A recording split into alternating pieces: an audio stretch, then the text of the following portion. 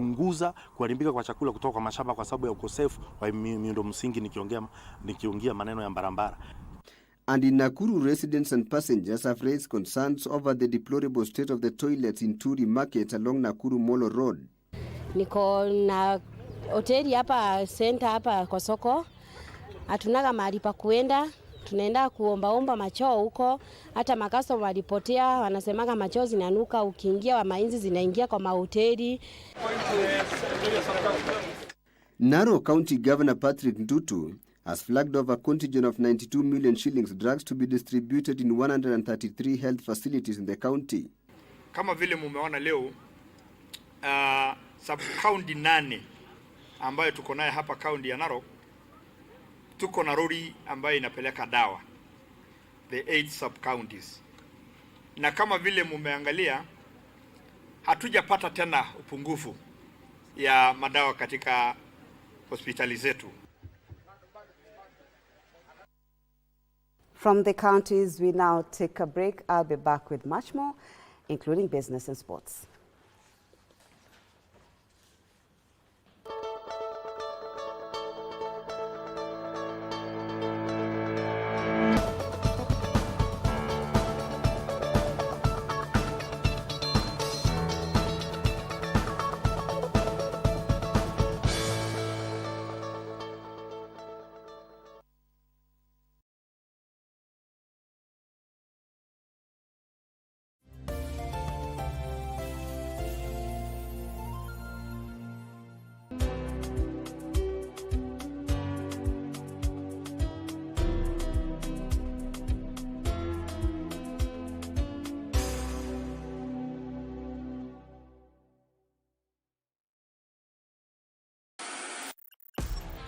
On KBC Channel 1, we are a TV station like no other. Get a taste of the best in entertainment. Yes, indeed. Feel the passion. Will you promise me? I swear that you will never lose me. I can't get married to you. I'm sure you knew about it. That's why you're making fun of me. Experience the drama. Get out. Who's the man in this one? And the laughter. Hii wigi umevaa kichwani. Sisi wakati tulikuwa tunapishwa tunapewa mheshimiwa.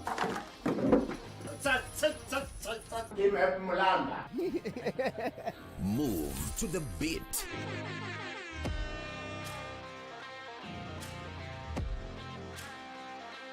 We are live from Broadcasting House. And get informed on the latest happenings. KBC Channel 1. Wow. We are the full package. Oh yes. And Kenya's watching. Thank you very much for joining us. How to access KBC Online services via eCitizen. Step 1. On your web browser, search kbc.ecitizen.go.ke. Step 2. Log in using your eCitizen account or create a new eCitizen account and log in. Step 3. Enter your OTP, which will be sent to you via SMS or email. Step 4. Select Matangazo service. Step 5. Read the service instructions. Step 6. Enter your general details. Step 7. Enter your service details and click complete. Step 8. Submit your application and await feedback from eCitizen. Step 9. Click on Pay and your payment will be made automatically via M-Pesa and your service will be delivered. Step 10. You will then receive an invoice to confirm your payment. For any assistance, reach us on email ecitizen@kbc.co.ke. Telephone number +254 20 22 41 896.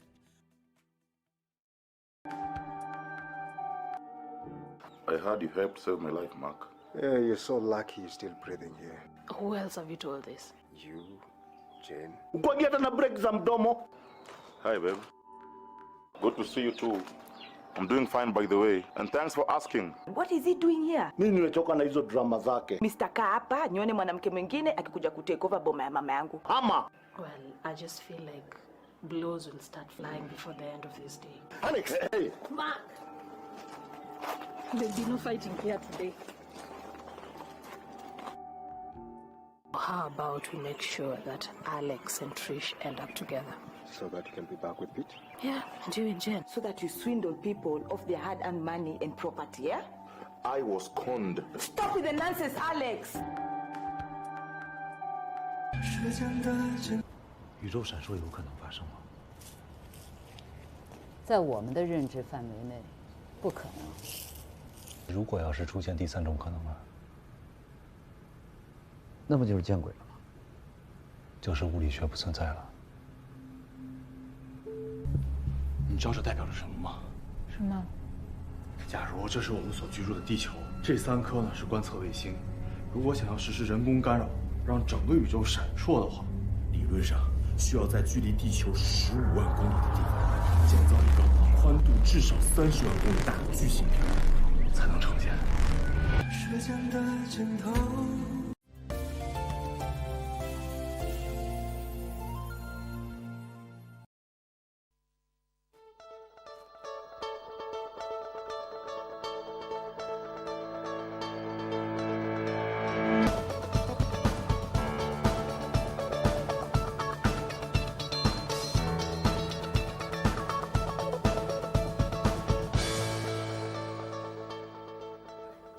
Thank you for staying with us. Let's look at business news now, where Kenya has successfully issued a $1.5 billion Eurobond that will mature in the year 2031. National Treasury Cabinet Secretary Professor Njuguna Ndung'u says proceeds from the latest Eurobond will be partially used to retire the $2 billion Eurobond that is due in June this year. The National Treasury Cabinet Secretary Professor Njuguna Ndung'u says Kenya's latest Eurobond issue attracted orders in excess of $6 billion on expectations of lower interest rates in the US, fueled by demand for the high-yielding securities. The latest Eurobond issue will be repaid in 3 installments in 2029, 2030, and 2031, and will have a weighted average life of 6 years with a 10.37% interest rate. The part of proceeds from the latest Eurobond will be used to repay the $2 billion Eurobond issued in 2014 that matures in June this year.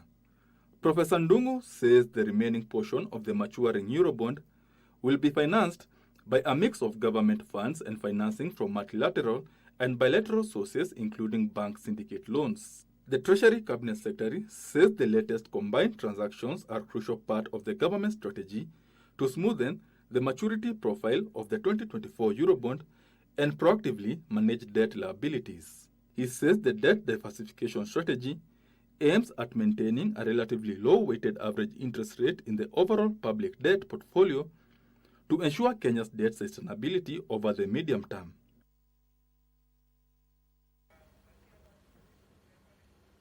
Thank you, Benson Rioba. The shilling has gained ground against the dollar on Tuesday thanks to the dollar inflows from the government sale of an infrastructure bond and subdued importer demand. Now, the shilling closed at 156 shillings 61 cents per dollar, representing a gain of 8 shillings on the greenback over the past 1 week. 25% of its value against the US dollar in 2023, closing the year at about 160 to the dollar. This was attributed to a tight monetary policy and inflationary pressure. The central bank has in recent months been progressively raising the benchmark lending rate to the current 13%, which is the highest since November 2012, to prop up the shilling. In his post-monetary policy committee briefing last week, Central Bank Governor Dr. Kamau Thuge projected that the local currency would gain ground supported by dollar inflows from multilateral partners and the repayment of the Eurobond. The shilling has been strengthening over the past 1 week thanks to the dollar inflows from the government sale of an infrastructure bond Currency traders say the shilling closed for trading on Tuesday at 156 shillings 61 cents per dollar, appreciating from Monday's closing rate of 158 shillings and 66 cents. This means the local unit has gained 8 shillings, putting a smile on importers who mostly purchase goods and services in dollars. Munjenga. We look at sports now, where the 55th edition of the magical Kenya Open Golf Tournament, set to be held between the 22nd and the 25th of this month at the Muthaiga Golf Club, received a sponsorship boost of 75 million Kenya shillings from Absa Bank.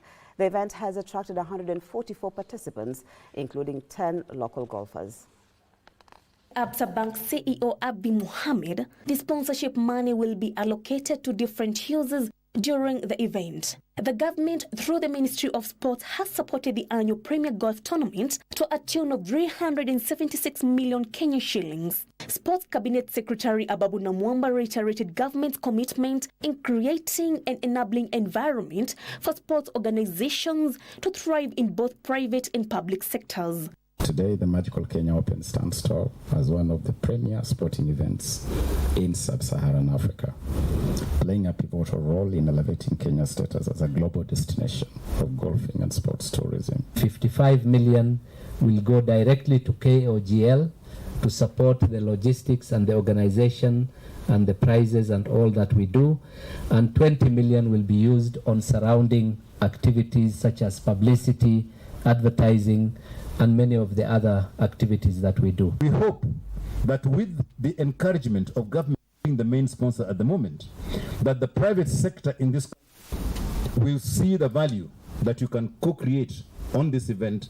144 entries have been made with 10 locals representing Kenya. The event will feature the Golf for the Disabled Tour, which will precede the Magical Kenya Open, scheduled to tee off February 22 to 25th. And that story by Nora Mwangi brings us to the end of the news this morning. Thank you so much for your company. My name is Marie Ambo. Coming up next is The Viewpoint.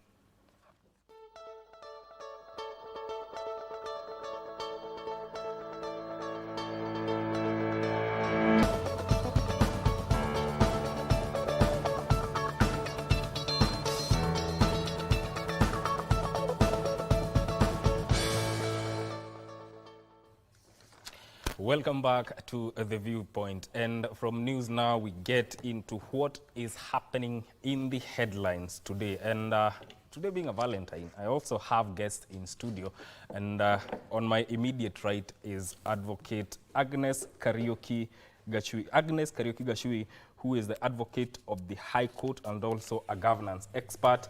And on my far right, I have Bwana Sosion, who is a former nominated MP. Karibuni sana. Asante sana. Munaendeleaje? Tuko poa. Today being a Valentine, do you have any plans, Bwana Sosion?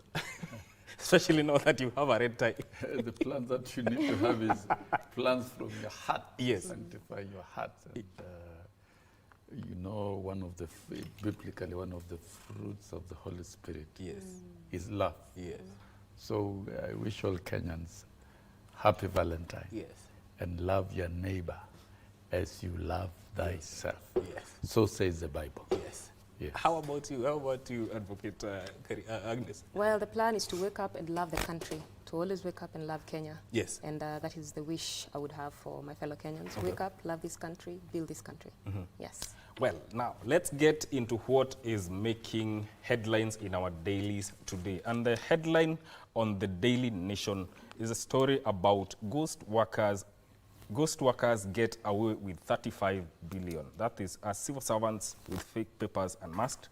The paper is saying the Senate Watchdog Committee has investigated bogus salary payments, demanded payroll audits from counties. Some deferred, and for those that appointed task forces, a High Court order has outlawed them with the probe stalled. Rogue officials get to keep the loot. Let me start with you, Bwana Sosion. What is your feeling about this whole issue of ghost workers? When will we overcome this issue of ghost workers? Because we are talking about monies getting lost, monies that can go into very important projects in the country.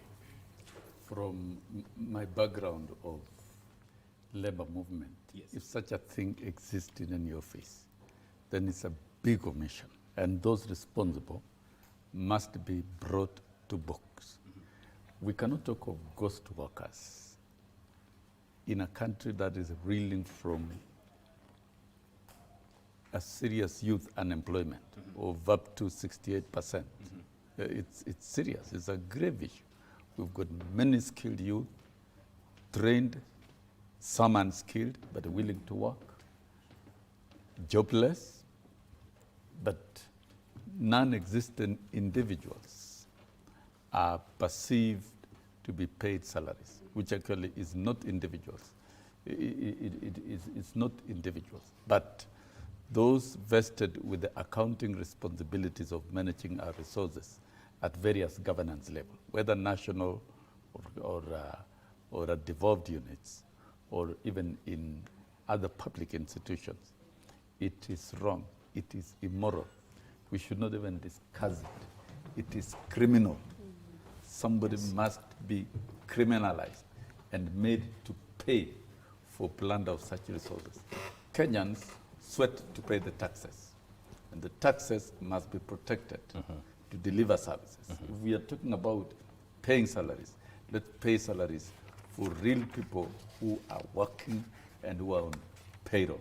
So this it sounds like fiction. Should it really happen in Kenya and we watch it, talk about it over in the media houses and leave it? Somebody out there must criminalize and deal with these individuals. Those with fake papers, and we've seen the number, is huge.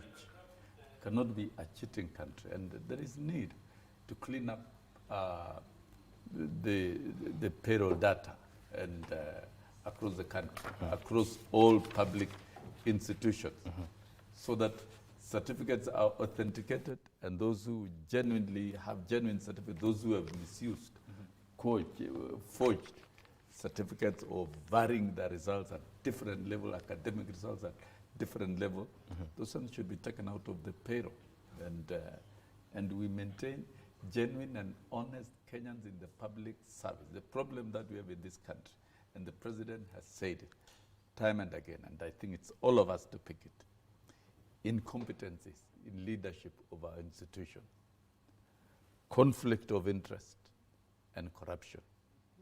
The mind of an individual when occupying an office is how to make quick money and how to pursue personal interest in that office. That is abuse of office, and that is lack of integrity.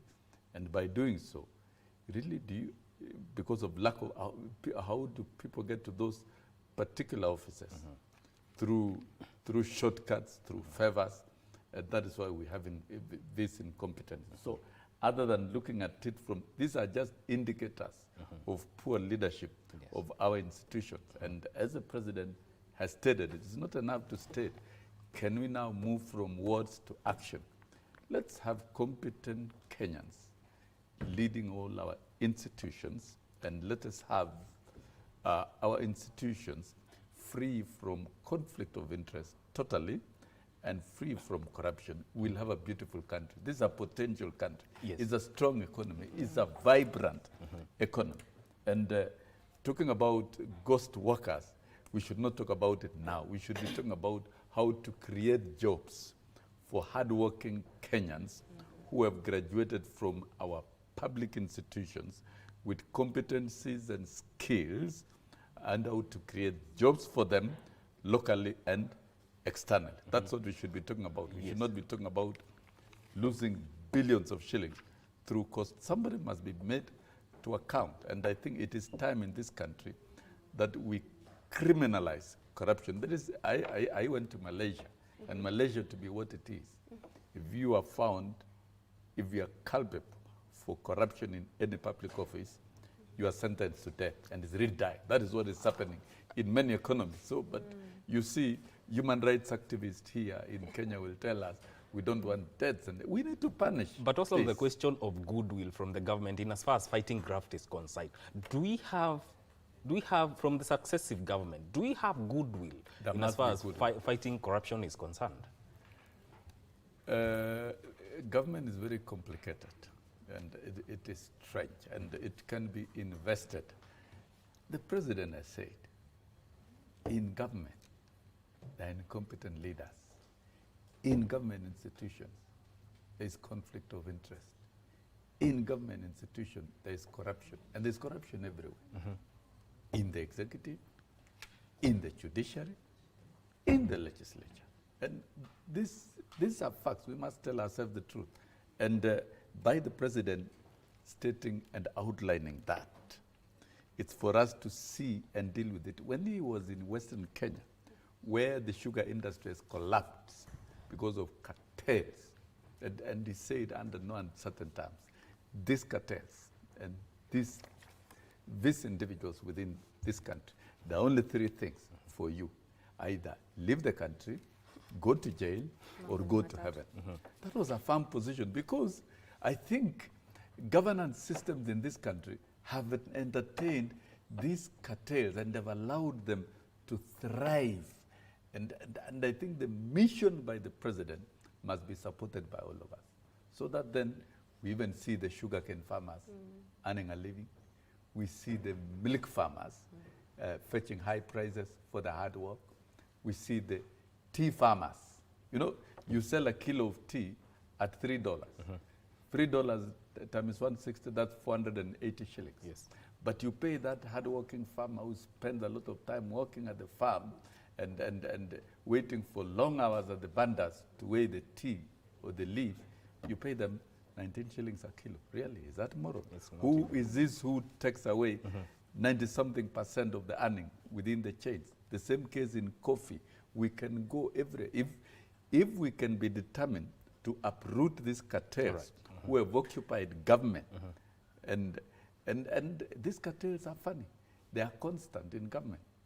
In every regime, they will metamorphose themselves and somehow survive, find a position, and run the show. So the regimes doesn't matter to them. As they change, they still take over. And I think that is what the president has pointed out very strongly. And remember, the cases that were used to frustrate sugarcane industry in Western Kenya have been removed from court. And those things, they are falling. And I'm telling you, those involved in corruption in the government of President William Ruto, if they are there, and if they dare attempt, then they are waiting for the Waterloo. They will go. They will go. And I think it is time. Yes. We have a government that can sweep aside anybody, any individual involved in corruption and engaged in conflict of interest and promoting bad leadership. We need, in fact, with good leadership in this country, in all institutions, things will move. You'll see sugarcane farmers enjoying, you'll see tea farmers enjoying, you'll see maize farmers. Now with subsidized fertilizer and the rest, you can see there's food. Things are working. Actually, the country can work if we can facilitate the citizenship and we remove these cartels and these individuals who are creating ghost workers' payroll just to create money for themselves.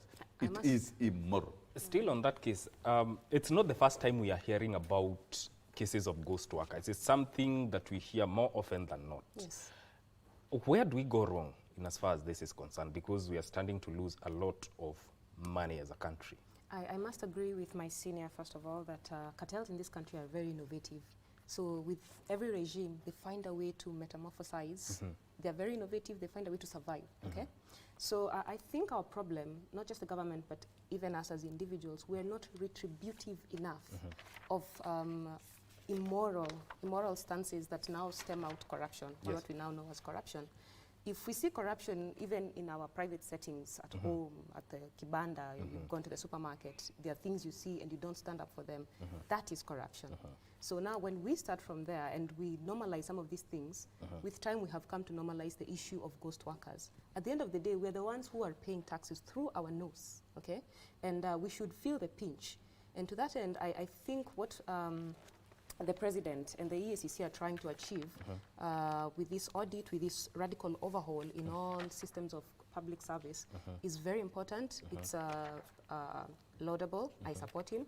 And I think he should remain very strong and very stringent with it, with whatever measures he has in place to completely wash out these cartels and all these characters that are siphoning money illegally from our systems. Now, even as we talk about ghost workers, counties stand to lose more. So how do they cooperate with the government to root out this aspect of ghost workers? There must be goodwill from governors. Ultimately, the spirit of devolution is bringing power closer to the people. So they have to have the goodwill of bringing power to the people. Ultimately, they must decide. At this point, you must decide, do you want this county to run? Do you want revenue streams from the from the treasury, from the national government? Otherwise, if you're not going to be able to cooperate, and by the way, this is upon them, the county governments, the governors, it's upon them to choose to cooperate with the national government, to choose to weed out the ghost workers themselves from their own county public service commission, to choose to work with the EACC and all other mechanisms that are in place, the ombudsman, the ODPP, the judiciary, to ensure that we do away completely with the issue of ghost workers. That is where we lose a lot of money, especially at the county level. It's not even at the national level, it's at the county level. That is where the adventures of ghost workers, embezzlement, siphoning, that is where it's thriving. That is very interesting. And the story here is saying that the Senate's investigations into the loss of at least 35 billion to ghost workers risk going up in smoke following a September 2023 High Court decision that barred counties from forming teams to probe financial books in devolved units. So the paper here says any audit at a public entity must be done with Auditor General's authority. What's your view on that? I believe if we have laws in place, we do have laws in place as regards the Auditor General, as regards mechanisms of how to go about audits. It's upon the county government again to cooperate with mechanisms within the national government and every other entity within the Constitution. The Auditor General is an office ratified by the Constitution of Kenya. To work with them, seek the assistance requisite from them, as opposed to making any extrajudicial or extra mandates that go beyond their mandate. Just work within that. It's still going to work. There's no politics. There's no politicking with that. In fact, I think the Auditor General is one of the most trusted public institutions in this country at the moment. So I don't see why they would not want to work with the Auditor General to that end. Mwalimu, your views on that? No, Kenya is one country that has the best laws, the best legal framework, but we don't enforce. We undermine. We seek to undermine and promote lawlessness, bringing in alternatives like the forming probe teams at the counties to investigate financial impropriety is actually bringing strangers to do a job that is not theirs within law. No law in this country assigns probe teams to check payrolls. The Constitution is clear, and the Comptroller, the Auditor General, has sweeping mandates to audit all financial transactions within government entities, be they national and be they devolved units and even in schools, so that any entity that's operating within the umbrella of government of the Republic of Kenya is subjected to auditing by the Comptroller and Auditor General. And county funds should not be an exception of thorough funding. And where there is suspected impropriety, then a forensic audit, a thorough forensic audit should be undertaken. And when you talk of forensic audit, it means there is criminal liability for those who are involved, and they are made to pay the price. Some of these probes that are used are kangaroo entities where figures and data is massaged. We don't want massaged data. Let an office that is created by the Constitution and the laws of this country do its work to the farthest level possible. And I agree with the council here that there must be total cooperation between county government and national government. These are not different entities. They are governments of the Republic of Kenya. The only difference is that another one is devolved. But cooperation of both national and county government is provided, I think, is it Article 159 or 160? I'm not a lawyer, but there is a provision that allows that cooperation so that there is seamless auditing of money. Those are public fund.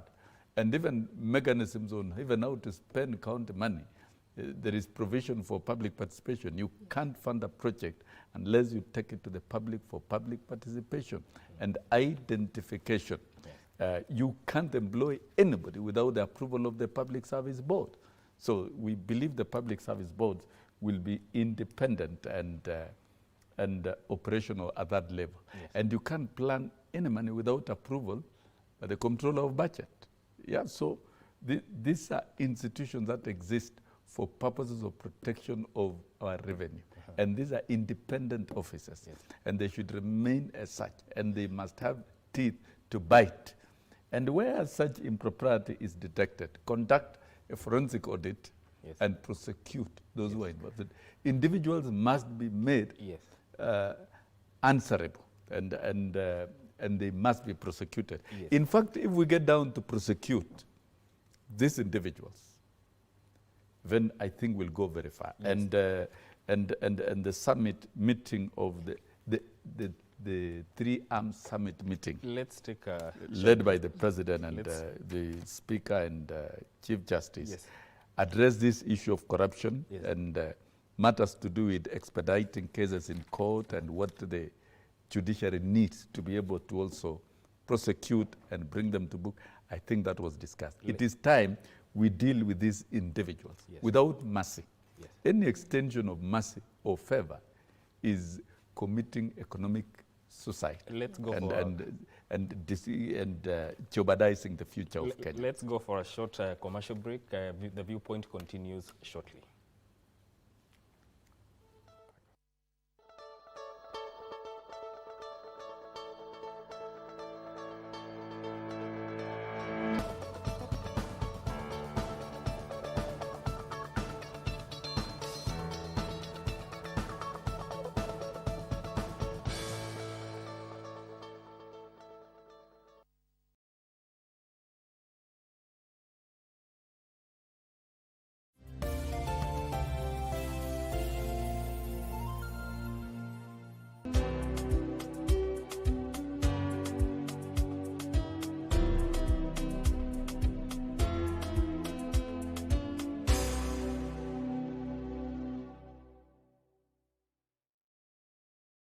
The king in the land of This February, precious moments with Channel One entail endless hours of warm sentiments. I really love you. Oh, Lord.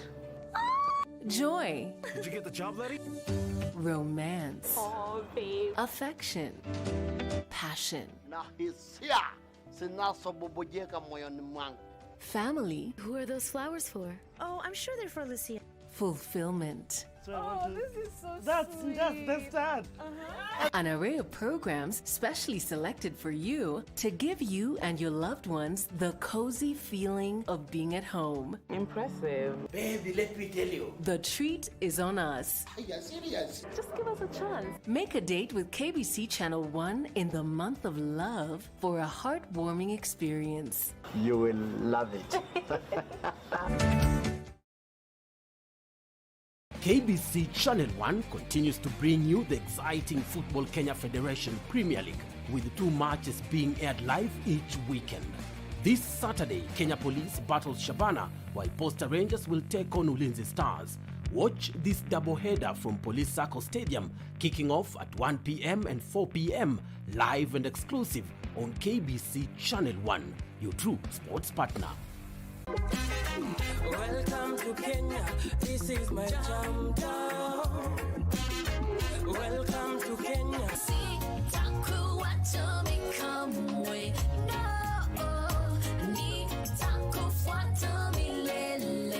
People about Satan, things get hard, home and abroad. Your loving will keep me warm. We can weather any storm. na binadamu kageuka mnyama hayawani, hayawani, hayawani.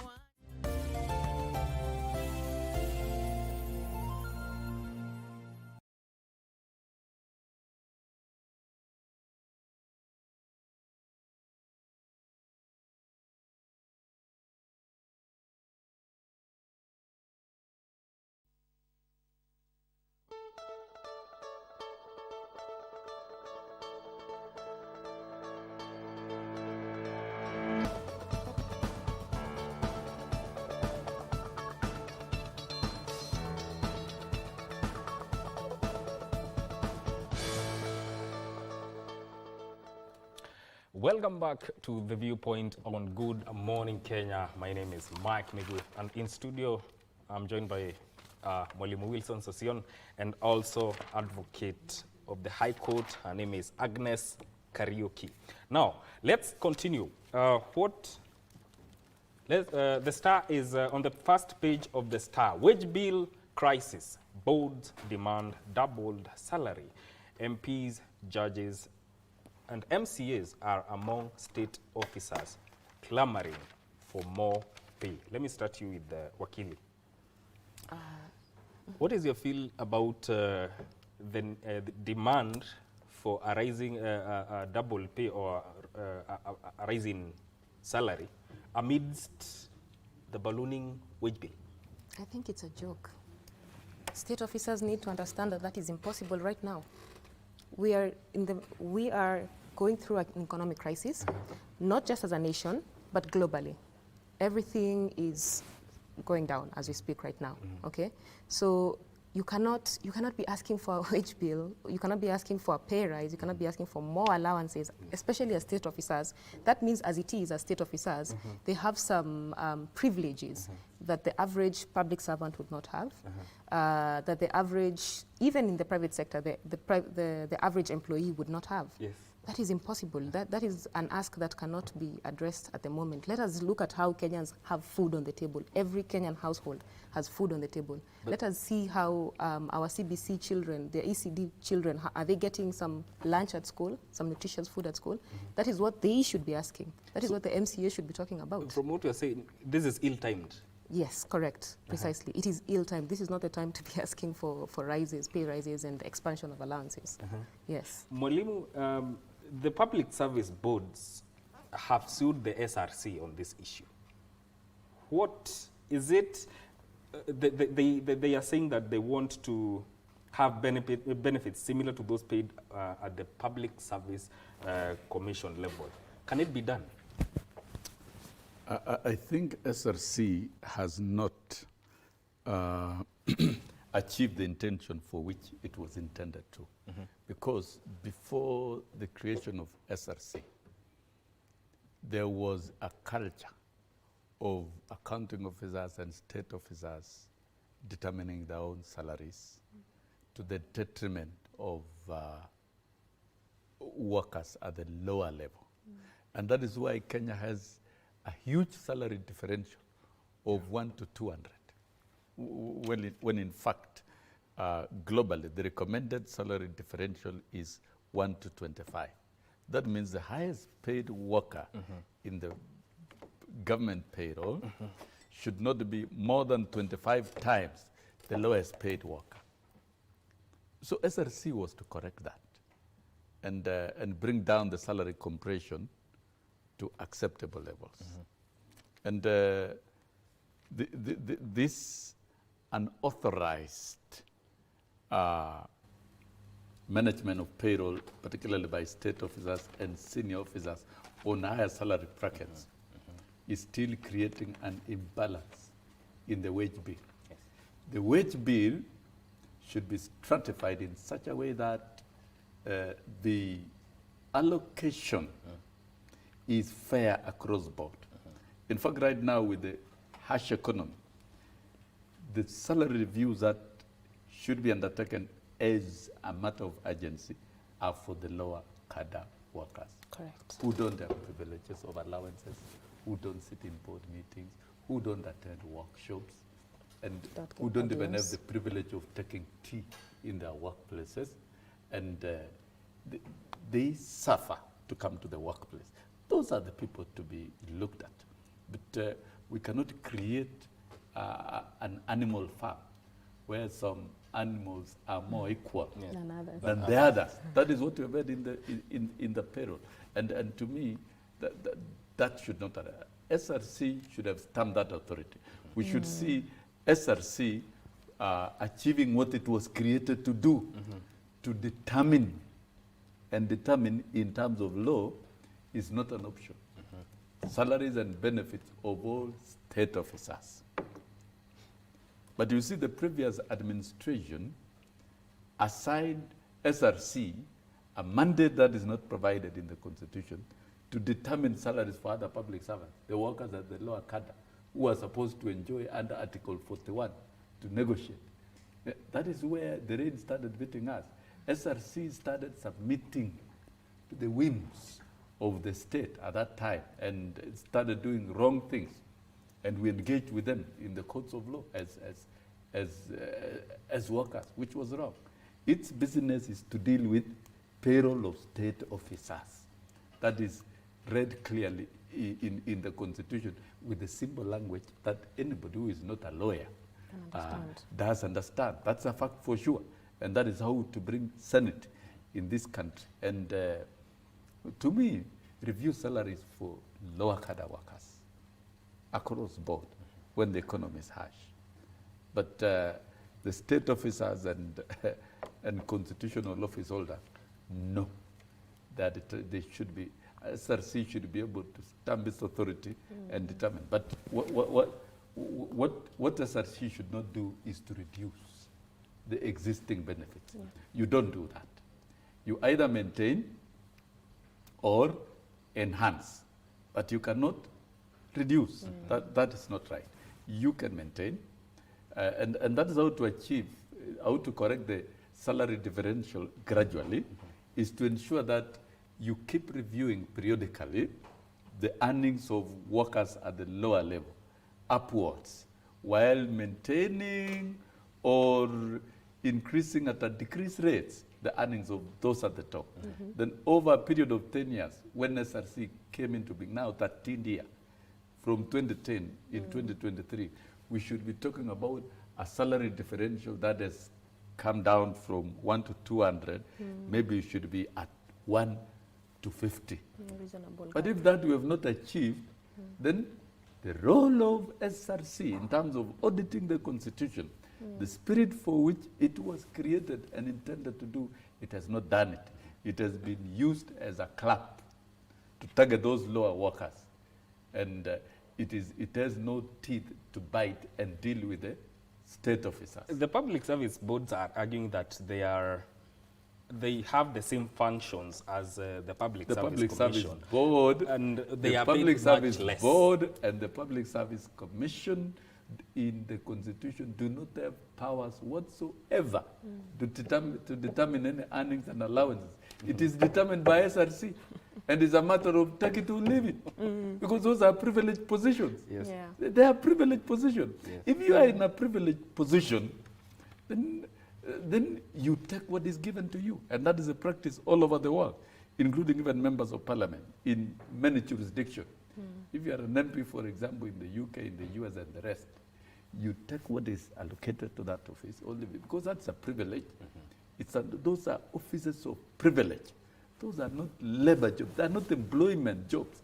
And I don't think Kenyans voting members of parliament, voting MCAs, or voting the president and to give them jobs. These are not desperate people. These are individuals who are expected to serve selflessly and alleviate the suffering of the people. But we also, so we cannot turn privileged jobs, privileged responsibilities in the country to be jobs that you sit and agitate.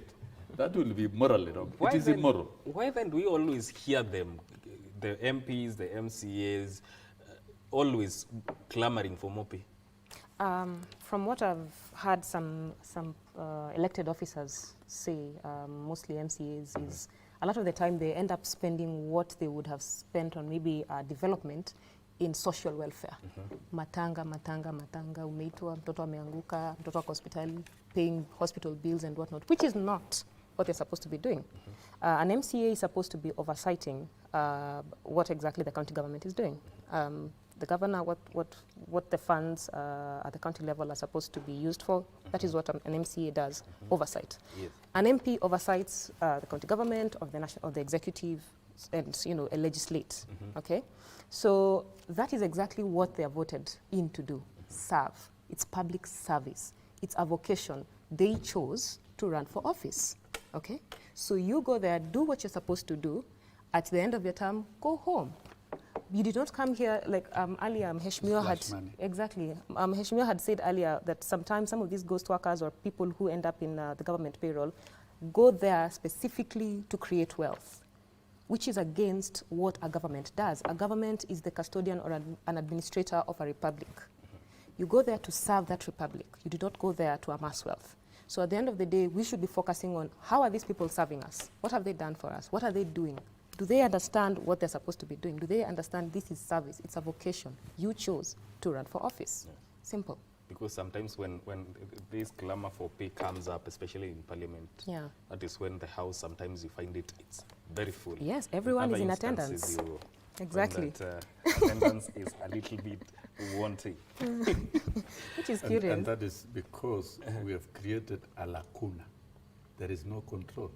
When there is firm and effective control from SRC, we will not have this problem. And these excuses of, I agree with council here. Yes. When you are electing an MCA, what is the job description of an MCA? To come and splash money around in the village, in the village and conduct fundraisings? No. And I think these issues were corrected during Kibaki administration. Yes. That even you, as an elected leader, you are not supposed to be a chief guest in a fundraising, because that is not your work.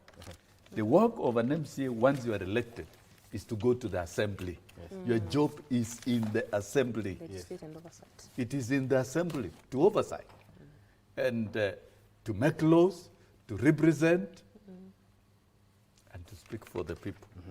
Your job is to speak. The microphone is there for you. The Hansard is there to record. Yes. The media is there to report. That's where your work is. The same case with members of parliament. Move bills, legislate, oversight, and represent. Because parliament is alive, it has infrastructure, it has research, it has lawyers, it has everything. Your job is to work within that entity. But the conflict of elected leaders doing executive work like development. Development should be the business of executive. And that's why you hear now there's a clamor for World Development Fund to be controlled by the MCA. Just like CDF being controlled by members of Parliament. National Assembly. I agree. CDF is the best fund. And even World Development would be the best fund. But what will be the role of the MP? To oversight the operation of those funding. That's what needs to be corrected. That then, at the constituency level, there is a CDF fund. What would be the role of the MP? The role of the MP should not be to manage, because that goes against the principle of the role of a member of parliament in the constitution of legislating, representation, and oversight. How do you manage when you're supposed to oversight? It doesn't work.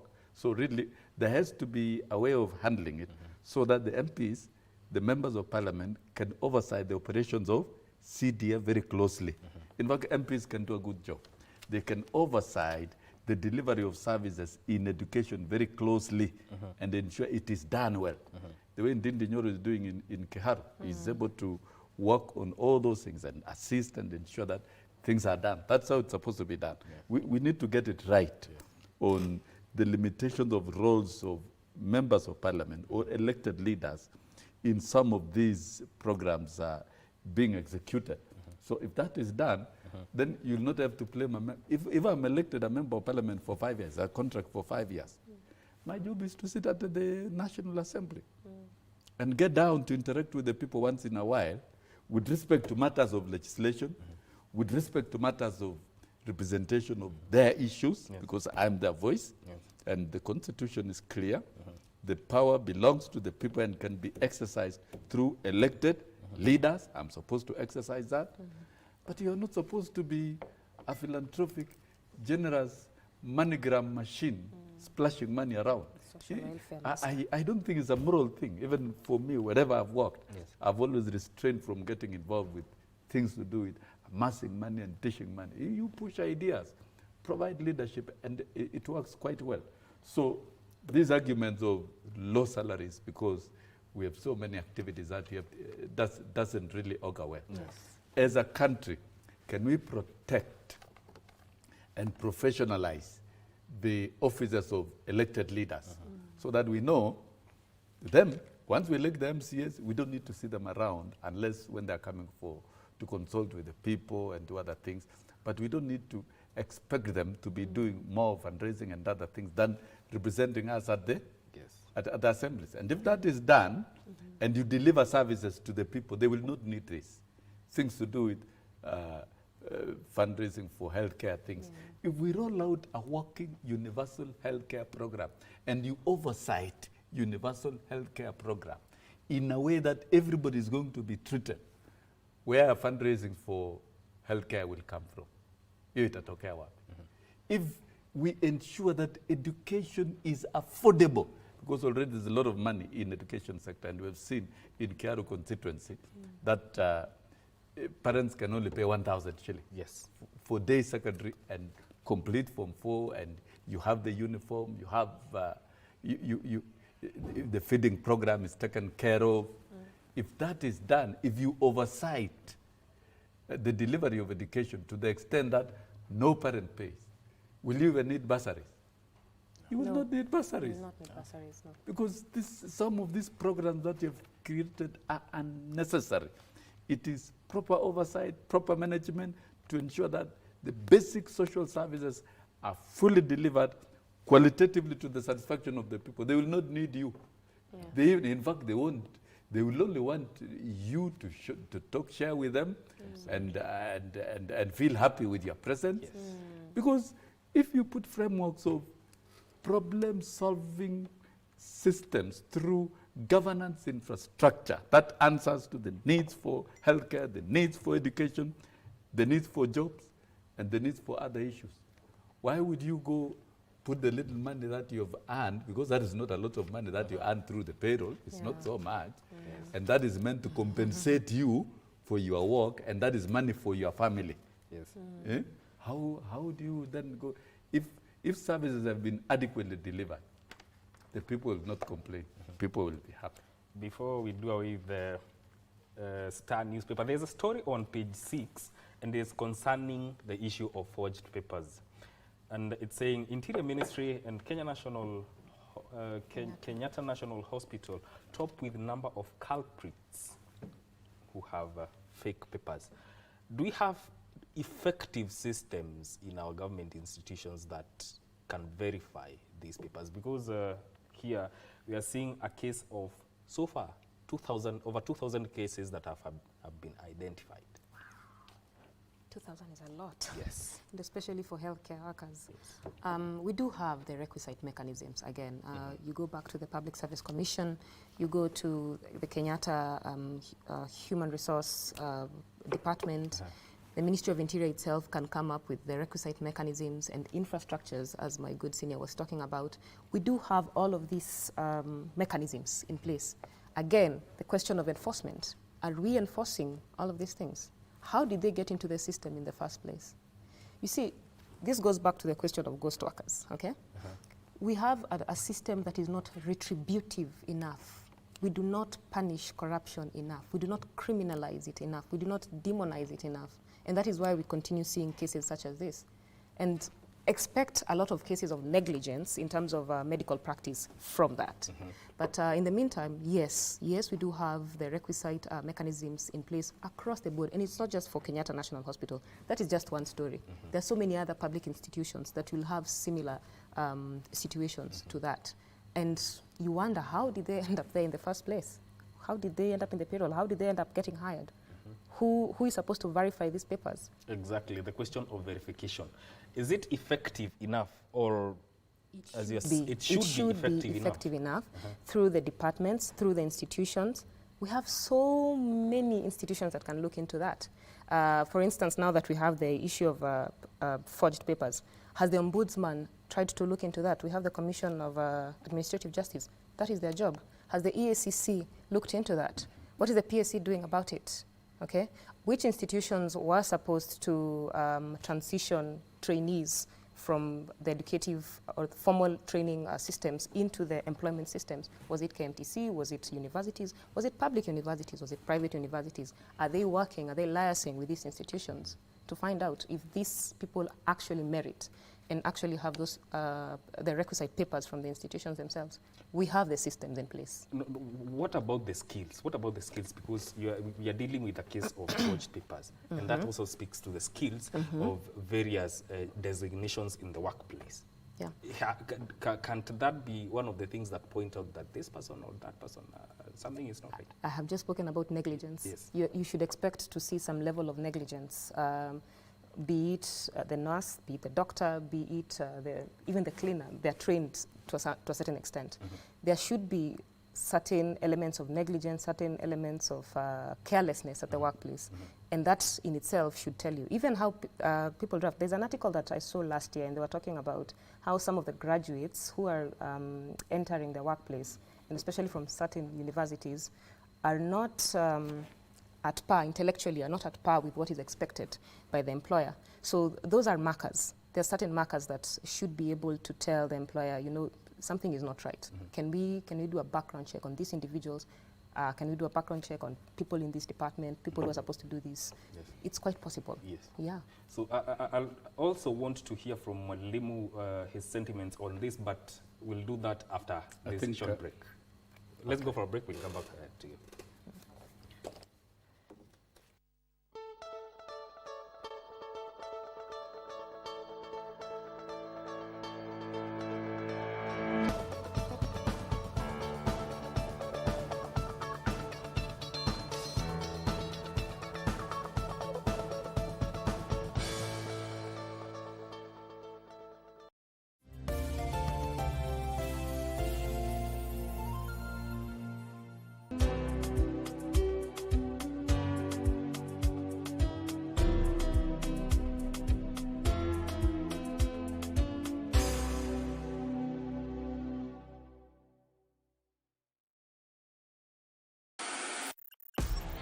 On KBC Channel 1, we are a TV station like no other.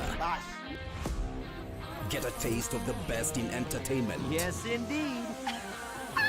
Feel the passion. Will you promise me? I swear that you will never lose me. I can't get married to you. I'm sure you knew about it. That's why you're making fun of me. Experience the drama. Get out! Who's the man in this one? And the laughter. Hii wigi umevakishwa. Sisi wakati tulikuwa tunapishwa tunapewa mheshimiwa.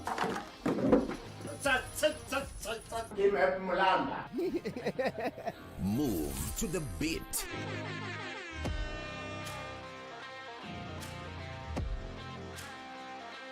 We are live from Broadcasting House. And get informed on the latest happenings.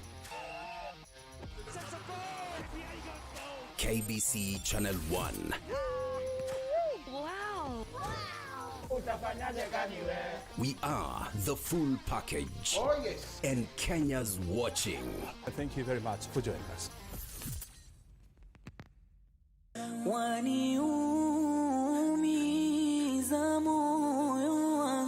Wewe kama Muislamu utakapomtembelea ndugu yako, Mtume sallallahu alaihi wasallam anasema hakuna Muislamu yoyote atakayemtembelea ndugu yake Muislamu wakati ambapo ni mgonjwa, ikawa muda wake wa kuishi upo katika dunia, bado upo, ule ni mtihani tu Allah amempa kwa ugonjwa kama ule. Yule ambaye atamtembelea mgonjwa, natija ambayo anaipata ni kuwa wakati ambapo upo katika ile wodi ambayo umeenda kumtembelea yule mgonjwa ama katika chumba chake, itakuwa ni kana kwamba upo katika bustani katika mabustani ya pepo ya Allah subhanahu wa ta'ala. Bado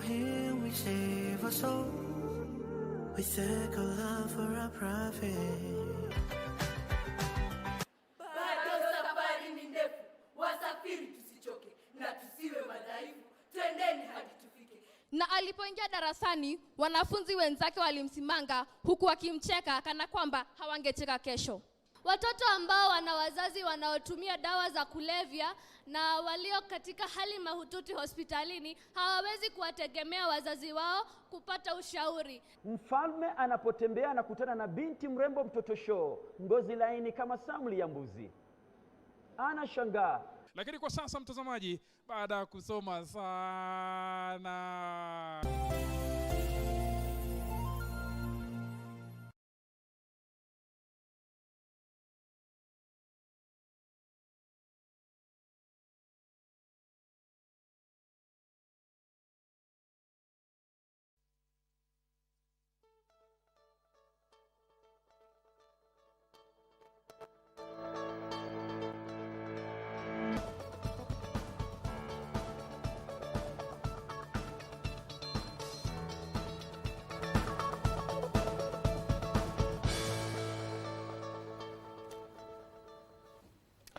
Welcome back. The Viewpoint continues now. And before we went on a break, I wanted to hear the sentiments of Mwalimu Sosion on the issue of forged papers. Now, given that Public Service Commission has established over 2,000 cases of people who have used forged papers to secure employment.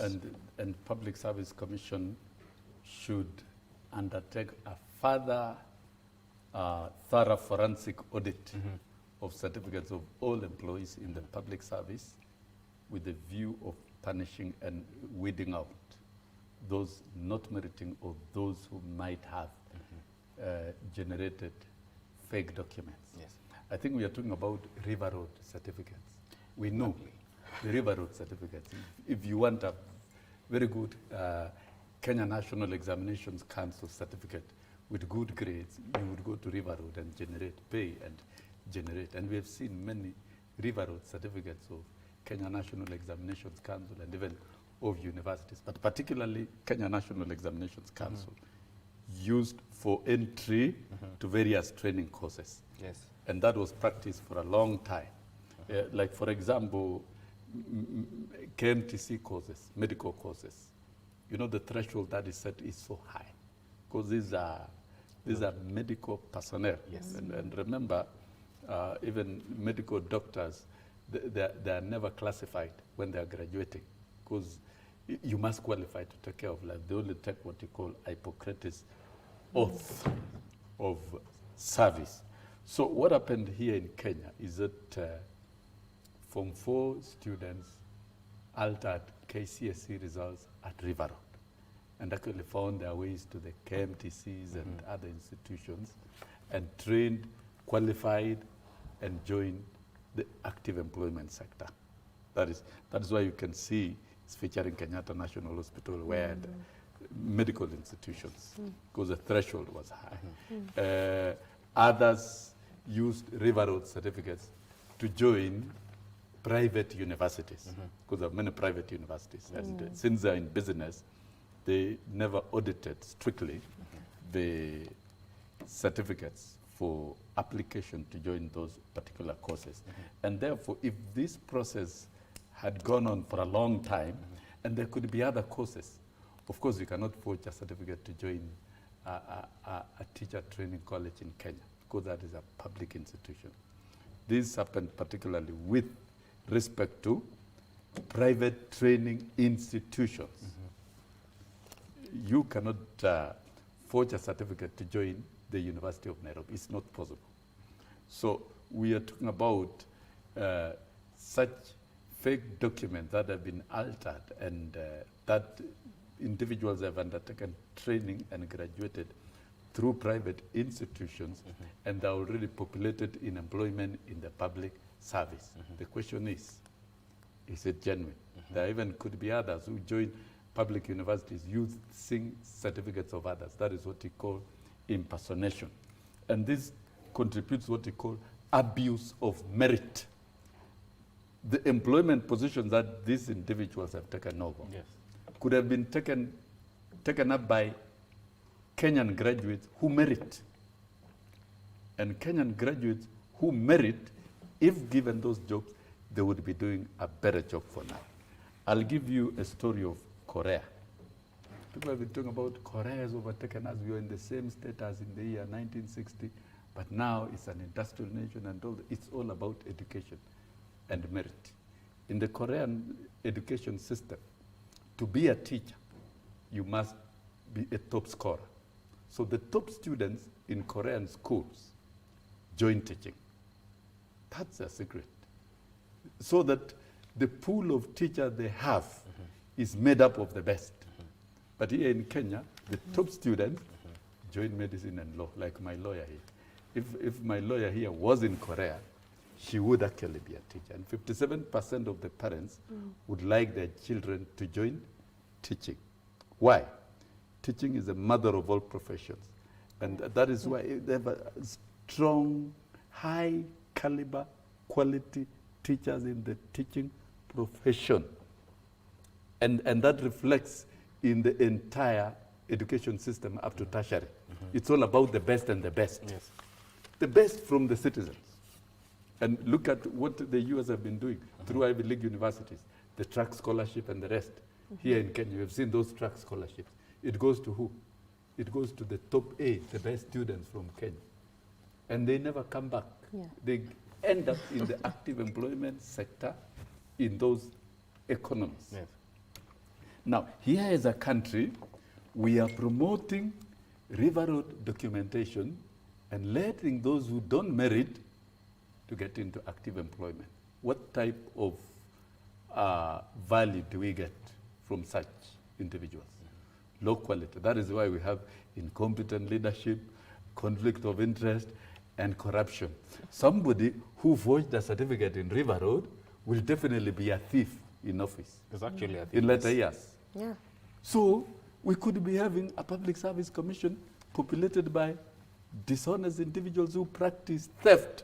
If you can alter grade D+ in mathematics at Kenya National Examination Council and change it overnight to B, and you actually succeed to get admitted to a training institution, and you graduate, and you actually succeed to get employed.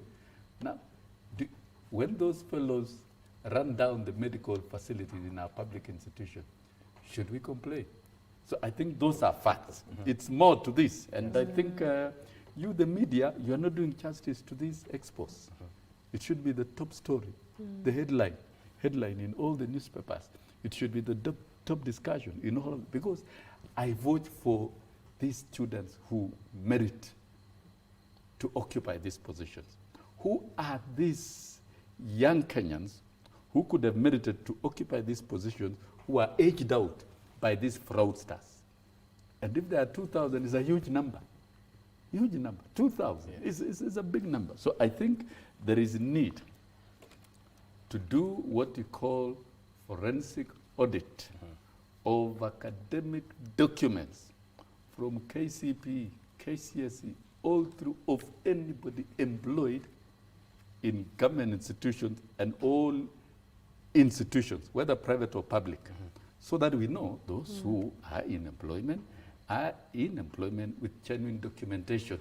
That is the beginning of the war against corruption. And therefore, I don't think it should just be a story of the Ombudsman there, the ESCC there, and the Chair of Public Service Commission going to give some narratives, and we see the news and it dies there. It is something that must be followed up, so that then we know we are a country of merit. When we see those top students who score grade A's in KCSE exams, we are certainly sure that in the next 7-8 years, they are in active employment through merit within the public service at all levels or in the private sector and driving the country. And cumulatively, when we allow merit to take root in employment, in any form of employment, even in your own farm, if you want to employ a farm manager, it's merit. If you want to employ someone who takes care of your milk and checks the quality of milk and all that, it is all about merit, it is skills. if we begin rewarding merit in this country, protecting merit and glorifying merit, we will see a change in the delivery of public service. So I think, to me, this is the most urgent thing, as from the professional position where I sit. And Kenya National Examination Council now has the infrastructure to confirm everybody's results. All employers can send KCSE results. The documents of academic documents of all the employees to NEC for verification. That is what TSC is now doing. I know, I've checked with the Teacher Service Commission. All those applying for employment, their certificates must be authenticated by the Kenya National Examinations Council. And any document that is forged should not only eliminate you from employment, but it should take you to community prison, not anywhere else. Community prison. And we should know that we criminalize some of these activities. And when we criminalize, absolutely, that is a strong deterrent measure. You will not hear of river road certificates, and you will not hear of corruption in the public service. Let me tell you, somebody who forges a certificate will be a thief in office, for sure. So why are we complaining about corruption? When we allowed thieves who forge certificates at River Road and we have seen even during elections by IBC, clearance of individuals, we see very bold Kenyans with questionable certificates and documents that still being cleared and they get elected to offices. No, Kenya must reward the best, and even during elections, we and some civic education. I don't know, our lawyers who have worked very hard. You know, this is a matter of human rights. We should be able to open the eyes of our people so that then even during election, you reward merit and you reward academic competencies, elect the best, those whom we know, we can authenticate. We know you. You graduated from the University of Nairobi, and we know the date of your graduation, and we know your classification, whether you got a pass, whether you got a distinction, whatever. But we should know you attended this university and you graduated properly, and therefore you merit to be in this office. But when you tell us that you graduated in some funny university, that is dubious. Then we are creating a problem. It is time we reward merit, both in employment, even in public service, and also we reward merit in public leadership, where we elect people. If we did that, in 10 years, we shall be telling a story. Yes. Now, let's move on to the Standard, and the first page is saying that Ruto goes after an expensive loan to settle Eurobonds. President William Ruto's gamble to raise billions of shillings of new debt from international investors has paid off after the government received bids of over $6 billion spread to 2031. However, the new loan comes at a steep price, as the country will pay almost double the interest rate it had on the loan it is repaying. Your sentiments to this story? That was very ambitious and a very high-risk venture by the president. But I think it was only necessary that he does that, and especially now that we were looking at a looming deadline for June for the maturing the Eurobond. Yes. So for me right now, what I'm thinking is, yes, we desperately needed this, but how sustainable is it for us? What is William Ruto going to do about it in terms of fiscal policies? What measures is he going to put in place to ensure that this money is coming in are well spent? How is he going to ensure that we have austerity cuts, especially from those very state officers we were discussing earlier? We must have some measures in place for everyone so that we are able to ensure that monies are not lost. We are not unnecessarily rewarding people. And where money is supposed to be spent is spent properly. Whatever is supposed to be paid back is paid back in good time. In terms of revenue collection, we are doing the right thing when it comes to generating and collecting revenue from our citizens to ensure that ultimately we are able to pay that. You can see the interest rate is not a joke. It's double digits compared to what we had. It's almost double of what we were paying with the Eurobond. So yeah, that's my sentiment at the moment. But that's an area we really need to be looking at. All of us, every Kenyan needs to be monitoring that. Yes. Yeah. Mwalimu, the country will pay almost double the interest rate it had on the loan it's repaying. What is the state of the debt at the moment in Kenya? It's bad. And we overborrowed, and the country is facing a total shutdown through a serious debt distress. And this the president has been very candid about it, all of us. This is an open economy. Yeah, none of us is a stranger about it. The level of taxation on Kenyans has had to go high to be able to meet the debt obligations.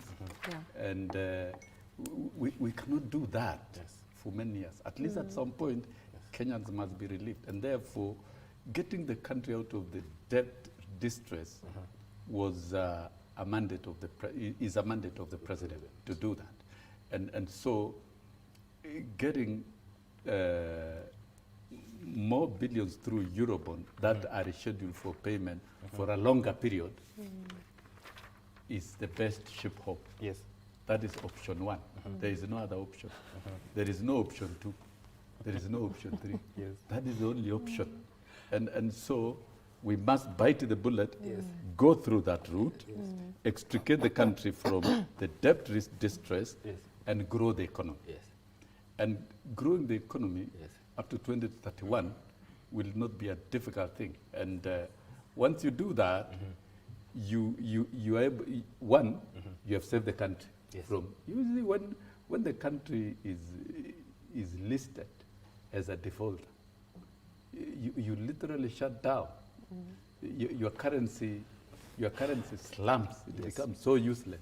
You will be earning salary using a wheelbarrow. You carry all useless money. We'll have a useless economy and a useless country. So I think the decision by the president is well thought out, well advised, and it's going to work. So that then the country can breathe from the debt distress for at least the next couple of years as we work on the economy to grow. That is the best option.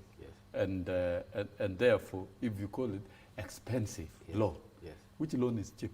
All loans are repaid with interest. A loan is a loan. And if you borrow a loan that you are going to take a longer time to repay, then the interest will definitely higher because you'll retain the money for a longer time to do what you want to do. So I think those are simple, basic economic facts, and therefore it's going to be good news if the country is out of the debt distress. Then we begin managing our economy internally and ensure that we press down inflation. And you can see inflation came down from about 9% to 6.7. It has gone up a bit to 6.9, so it's still below 7. Manage the inflation and get down to deal with the basic requirements of Kenyans, particularly social services. Ensure that health is provided.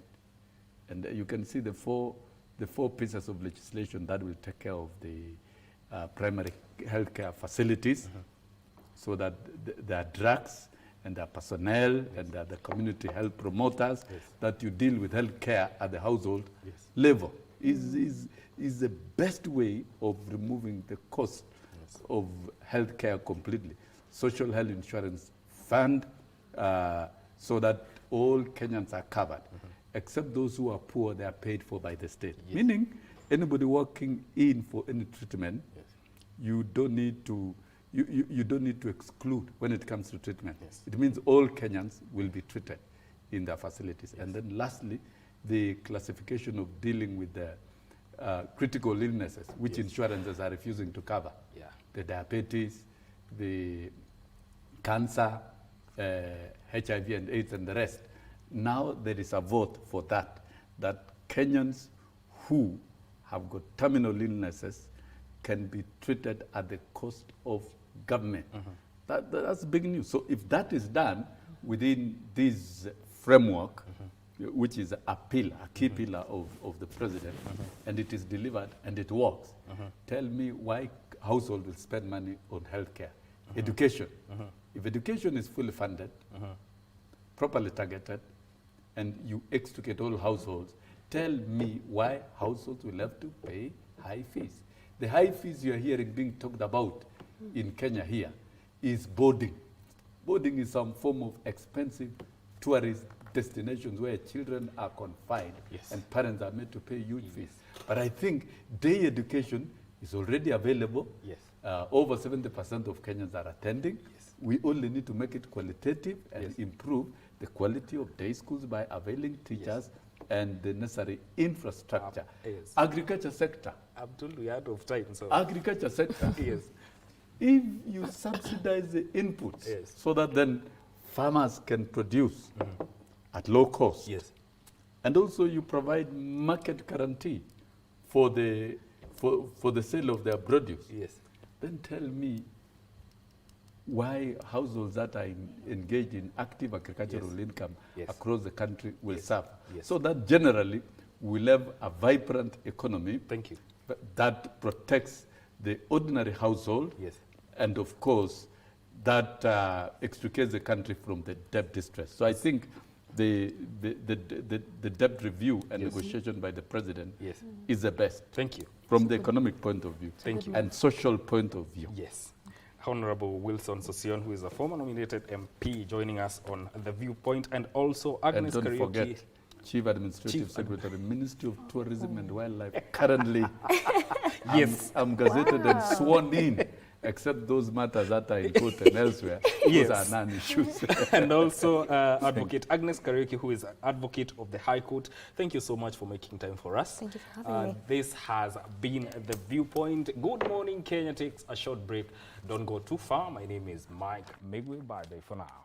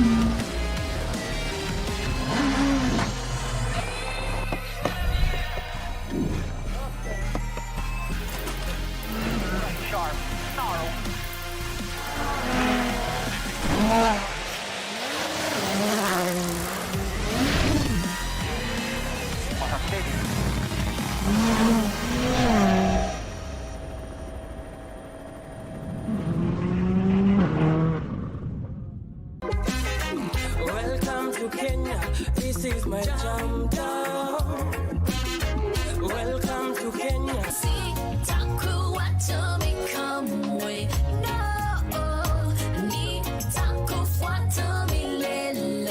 People about say it hard, things get hard, things get hard.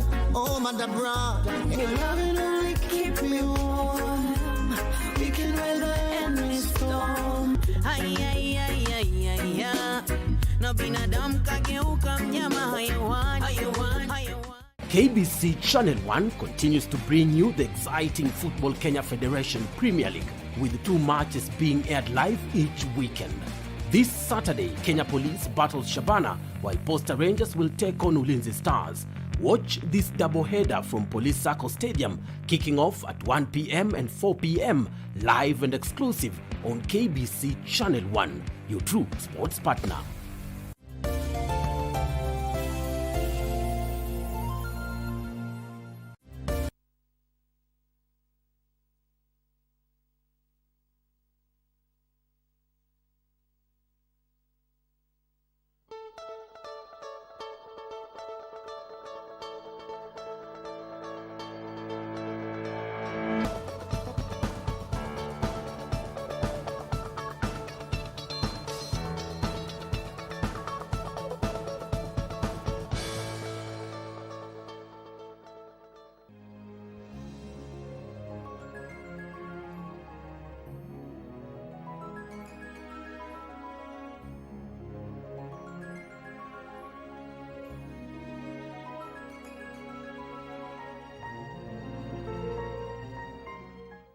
Valentine's Day, celebrated on the 14th of every February, is a special day dedicated to the expression of love and affection between romantic partners. It is often characterized by the exchange of cards, flowers, and gifts, as well as other special gestures that show appreciation for one another. On this Valentine's Day, we feature two couples who have been able to go through the test of time in their marriages. Babu and Josephine Wakasiaka have been married for the last 24 years, while Danson Mwangi and Audrey Muhandia have been married for 3.5 years. They share their experiences on how the journey of love has been and what they have learned from each other in the course of their relationship. Marriage is viewed differently from a social and cultural perspective. So what constitutes a marriage? Watu wengine wanasema ni mkataba. Anasema ni mkataba. Sasa unaposema ni mkataba, mimi mkataba uvunjwa. Mkataba uvunjwa. Wengine wanasema ndoa ni agano. Maagano mengine uvunjwa. Sasa ndoa tukija kwa kweli ni ndoa ni asili ya mwanadamu kutaka kujiendeleza kupitia kizazi. Marriage is not a destination. It's a journey of two people with different backgrounds, different ideas, different minds. Na unagundua ya kwamba katika hiyo safari ndiko mnakuwa katika shule. Hapo ndipo mko katika shule ya ndoa yenu. Sio ndoa ya mwingine, ndoa yenu. Kwa hiyo definition ya ndoa inatoka katika hiyo ndoa yenu. Hamuipati kutoka kwa mtu mwingine. So nikagundua kwamba zile zote nilizozipata ni tofauti sana, maana sasa unapata maana ya ndoa ukiwa kwenye ndoa. I think marriage is a unit God has put for his way, as a way of continuity. I look at it as a discipleship journey, majorly because God wants to teach you something. If you're intentional enough to see, then you are able to know what it is. It's not about, I love this person and he loves me back. It's bigger than that. So marriage is just an avenue where God wants to disciple you into something bigger. So marriage is a discipleship tool designed by God to continue with creation, plus to make human beings the version they're supposed to be, or the people he designed or predestined them to be. I also think marriage is not, so it's not just two people coming together and living together and making babies. It's more than that. It's being part of a God story. A successful marriage requires falling in love many times, always with the same person. How has it been for them? It's a challenging and exciting journey. So far, so good. There's a lot of learning and unlearning that we've had to do over the years. And the lessons keep coming. So it's been exciting. Tufupishe mambo. Damu, jasho na machozi. No, but on the good side, it's been one of the most exciting journeys. I think I have learned more than I learned when I was single. All my singlehood. What am I saying? I have learned more than I learned in my singlehood, really. There's a lot I learned when I was single, but the 3 years, so many things have happened in between, include, like when you're talking about finances, parenting, love. I think I never knew what love was until I now got into this marriage. So yeah, it has been an interesting journey, a lot of learning and unlearning. Miaka 24 si siku mbili, sio dakika ama saa fulani. Ni safari kama vile ambavyo tumesema. Na safari hii imekuwa na changamoto nyingi. Kuna ups, kuna downs. Kuna siku za furaha, kuna siku za huzuni, kuna siku za kupendana, kuna siku za kuchukiana, na kuna siku hata za kurushiana mikono. Nasikia kama utaacha hii safari njiani. Lakini katika yote nitasema kwamba imekuwa ni shule. Nasema it has been a school. A perfect marriage is just two imperfect people who refuse to give up on each other. what has been the secret of staying in marriage. Siri ni Yesu. I almost said that. Enyewe ukweli, kusema tu ukweli, siri ni Yesu, si yetu. Siri ni Yesu. If you have Jesus Christ in you, then he tells you if you love God, then you're able to love people. And if you're guided by the word of God, you're guided by Christ, then the way you treat your wife, the way you treat your husband will be different. So sometimes tunaingia kwa ndoa and you're like, ni mimi, unajipiga kifua. And even simple things like finances, the fact that you're working, hiyo pesa hauipati ati cause you can, it's cause God amekuallow to see another day. So if you look at marriage as a God center, a God, how do I put it? Mahali God anadwell, then it becomes easy for you to navigate. It becomes easy to forgive. It becomes easy for you to love this other person. Because at the end of the day, we are human beings. We get angry. You get bored. Mapenzi huisha. Mapenzi huisha. But then there's something bigger. If you look at it, and it's not feelings, it's God anataka nikue nifanye nini kwa his space. When it's something bigger, Siri ni Yesu. But broken down is, you see that thing she said that mapenzi huisha. It's true. Why many marriages are breaking early is because people got into marriage expecting to always be in love. All right? And so when that spark ends, you quit. So people need to know that for that spark to survive, to stay or to come back, you need to really work. And for us, we say marriage works. But if that statement ends there, then we will have so many broken marriages. So we like saying that marriage works, but ni works, all right? Ama ni work. So you need to put in the work. If you don't put in the work, then nothing happens. Communication and finances are one of the major things that can make or break a marriage. How have they incorporated these two aspects in their marriage? Mimi kwangu in handling and keeping finances, I'm a little bit weak.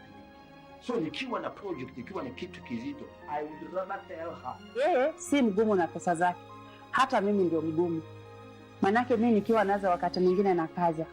Lakini yeye mikono yake iko very open. Yeye ni wa kupeana. Na sio hapa tu atapeana, hata kule nje nini. Sasa yeye is not a good finance manager. Na ndio manake mara nyingi huwa ananiletea. Lakini kama wakati hakuna, nimeshajifunza.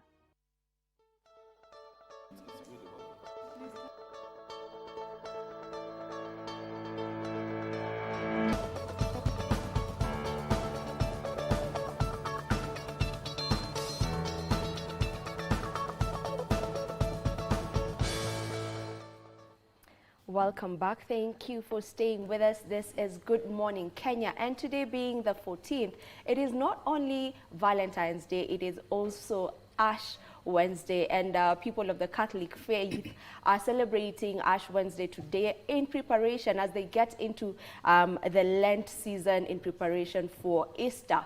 And for the people who are celebrating Valentine's, okay, everyone is celebrating Valentine's, yes? I'm going to ask the people in studio with me if they are part of the ones celebrating Valentine's. Happy Valentine's to each and every one of you tuning in to the show. Now, today being Wednesday, we are going to be looking at the topic of food security and nutrition, and today our main focus is on the eye. And joining me to just be able to dissect this conversation and get to know more about nutrition, food security, and the eye, I will be joined, or rather I am joined by, on my very far right, Professor Richard Oduor. He is a biotechnologist and the chair, Kenyatta University Biotechnology Consortium. And my immediate right is actually my namesake, Dr. Vivian Ongore. She is an ophthalmologist at the Kenyatta National Hospital, Othaya Annex. Welcome to the program. Thank you. Are you doing all right? Yes. Are we celebrating Valentine's or not? I'm on the fence. Watermelon. But love is every day. Yeah. Love is every day. Yes. How about you, Prof? Excellent. That is the day that we really celebrate as boy children. Of course, it's a little expensive for us. These are the moments we need to be in jail or somewhere seated and running away. But we are here and we celebrate Valentine's, and happy Valentine to all the ladies out there, and also to us men. Really, we also are expecting something from you ladies. So please consider us as well. But it's a good day. And as a Catholic, it's an Ash Wednesday. Yes. This is very big for us, and that's why it's a mixed reaction today. It's love and God at the same time. So we're really happy. Perfect combination, Yeah, right? Love and God. God is love. All right, now let's get down to business. And I want to begin with you, Doc. Maybe what are some of the common eye conditions that are in the country right now, or that you have encountered in the country related to malnutrition? Okay, Vivian, good morning. Thank you for this opportunity to present on the eye. I'd like to say that there are various eye conditions that Kenyans encounter, but of note, those that relate to nutrition are the ones that are related to malnutrition. Yes. So the most common cause of blindness in children is vitamin A deficiency, which closely relates to malnutrition, to protein energy malnutrition. So at-risk groups are usually pregnant women, children, and chronic alcoholics, as well as those with chronic abdominal diseases that prevent sufficient absorption of the same. Other vitamins that are important in the eye that not necessarily cause blindness directly are vitamin B complex and multivitamins like zinc and even vitamin C. These are related to our lifestyle. So at the moment, our lifestyle involves use of computers, a lot of screen time and dry environments, those who work in dry environments, and those who use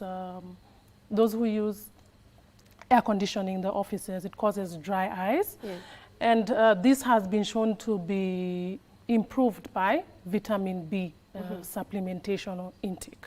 Another cause of blindness in the elderly, age-related macular degeneration, is also associated with vitamins and improved by increased consumption of the same. So there are supplements that are given for the same, but the main one is usually vitamin A deficiency, because this causes blindness directly. And in our setup, those who are in poverty-stricken areas, like in the north of Kenya and many parts of Kenya, are affected by this. Yes. When you said children, yes, what age are we looking at? So we are looking at children under 1 year of age. Okay. Yes. And as it is right now, there's a program among the KEPI vaccines. There's a vitamin A vaccine, which is given at 9 months of age. And then as pregnant women as well are supplemented during pregnancy. And it is it's a supplement that with proper nutrition, one would not have vitamin A deficiency, because normally the liver stores vitamin A for 1 year. So one has to have poor nutrition for about a year to experience vitamin A deficiency. All right. Yes. To you, Prof, maybe what challenges are we facing in the country and maybe globally when it comes to food security and nutrition? Thank you, Vivian. I think globally we have a challenge. And if you look at the statistics, the highest actually, index is now being seen within the Central Africa, and it's around 43%. This is very sad, and because of that, it's important that we start looking at how best do we start looking at mechanisms and approaches that we will lower or increase food security. And it's no longer just about food security. It is now the food quality and quantity. So quantity is what we have been discussing over the years about we need to increase the yield and production, and that's fine. There's nothing wrong with that. But now it's getting to a point that we need to now get to the quality. The moment you touch on quality, then it means we are starting to speak to the nutrients themselves.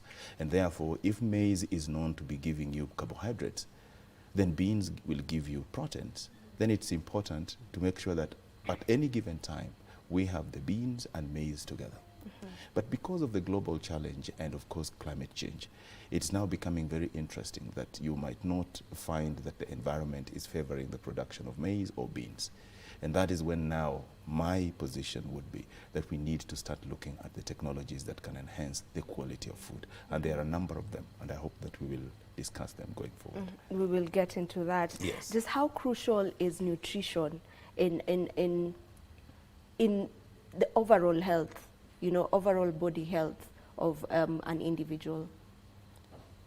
It's extremely critical because people say that if you eat right, then you don't need to take medication later in life. A lot of the nutrients that are required for healthy functions of the organs are found in food. And so if taken sufficiently, then it prevents diseases, yes?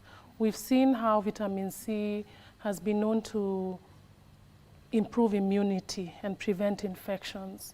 And then there are other diseases that are directly related to reduced nutrition and reduced vitamins, right? Speaking from, commonly in children, there's malnutrition which affects many children in this country still at this juncture in this century. And this is largely related to lack of enough protein, among the other vitamins, right? And then just general lack of food leads to an increased level of, a decreased level of immunity. So it's crucial that sufficient nutrition is maintained among all populations, The nutrient requirements vary across age groups.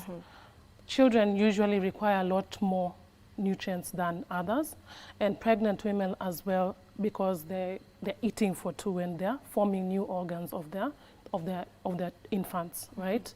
As well as the elderly. But generally in the population, those in good health usually have good nutritional habits. Yes. Okay. Now that our focus is on the eye, what would you recommend we eat more, on a daily basis in order to ensure that we maintain our eye health or good eye health? I would recommend fruits. Fruits are very important. That is yellow fruits, so such as oranges, pawpaws, butternut. And I would also recommend green leafy vegetables because these are good sources of several of the vitamins. And then vitamin C, that is oranges and the like. Then among the proteins, there's animal protein and plant protein. So among animal protein, there's beef, there's chicken, and then various types of fish. They are rich sources of the vitamins and rich sources of antioxidants, which are crucial in preventing disease, and they improve your overall health because these nutrients help in overall immunity. Let's say several organs rely on these multivitamins for their functioning. Mucous membranes are in the entire body, not only in the eye. In the eye, it would help you with dryness and the like, but in the rest of the body, in the liver, in the lungs, this would help the functioning of these organs, which contributes towards the overall health of the person. Yes. To you, Prof, maybe how can biotechnology, or how can we use biotechnology in order to curb the challenges that you had mentioned earlier, in terms of ensuring that when we talk of food security in this country, we're not just looking at the quantity, we're looking at the quality. So how is biotechnology coming in there to address that challenge? I think this is very interesting, and thank you for that question, Vivian. I personally feel that when you listen to Dr. Ngore talking and said one of the challenges, the nutritional challenges, is vitamin A, for example. And then she also says you must eat right so that you don't enjoy the drugs later on in your life. That is a cue for us scientists to start thinking about solving those problems. If you look at the quantity bit of it, and this is something that biotechnology has done very well in, look at, for instance, the BT maize, which is the Bacillus thuringiensis. And most people would think it is biotechnology maize, but it is BT. The whole idea in this regard is to make sure that maize is not actually infested by the stem borer that really crushes the quality and the quantity of maize. This has already now been sorted out, and that is our belief that if we continue adopting these new technologies, we'll get the best of the qualities. But more importantly, if you look at the range of things that biotechnology, actually has done, for instance, we have golden rice, and golden rice speaks to the lack of vitamin A, which she's talking about. And this is now, rice that has been empowered, and I'm using very basic language here so that we understand it, that has been empowered to now also, it has been biofortified, so that the pathway, one thing that most people probably don't understand is that anything that we are calling nutrient is generated by a cell. There's a pathway of generating it. So those pathways are controlled by the DNA within those crops or plants. And therefore, with that knowledge, it is possible to to guide that process, even in the crop that it doesn't naturally exist. That is where biotechnology comes in.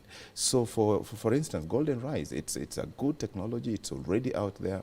It's solving the problem of vitamin A. And of course, she'll also tell you, if you're talking about, say, vitamin B complex, of course, she talked about also C, which is very important in immunity and probably the skin and recovery of wounds. Remember that from basic biology. You will be amazed that these things are products of pathways. And for us, we enjoy them, but plants don't know that they're producing them for us. So how we come in as biotechnologists, one, we ensure that through the modern genetic engineering, which is the technology that leads to the formation of or the development of GMOs, we are able to control those particular nutrients that are dangerous for us. For instance, cyanide. Cyanide, and she will get an opportunity to talk about it, has a lot of effects to the eye, and actually also kills. Babies, we've seen a lot of them have been dying left, right, and center because of taking elevated levels. And it is instant. Its effect is very, very instant.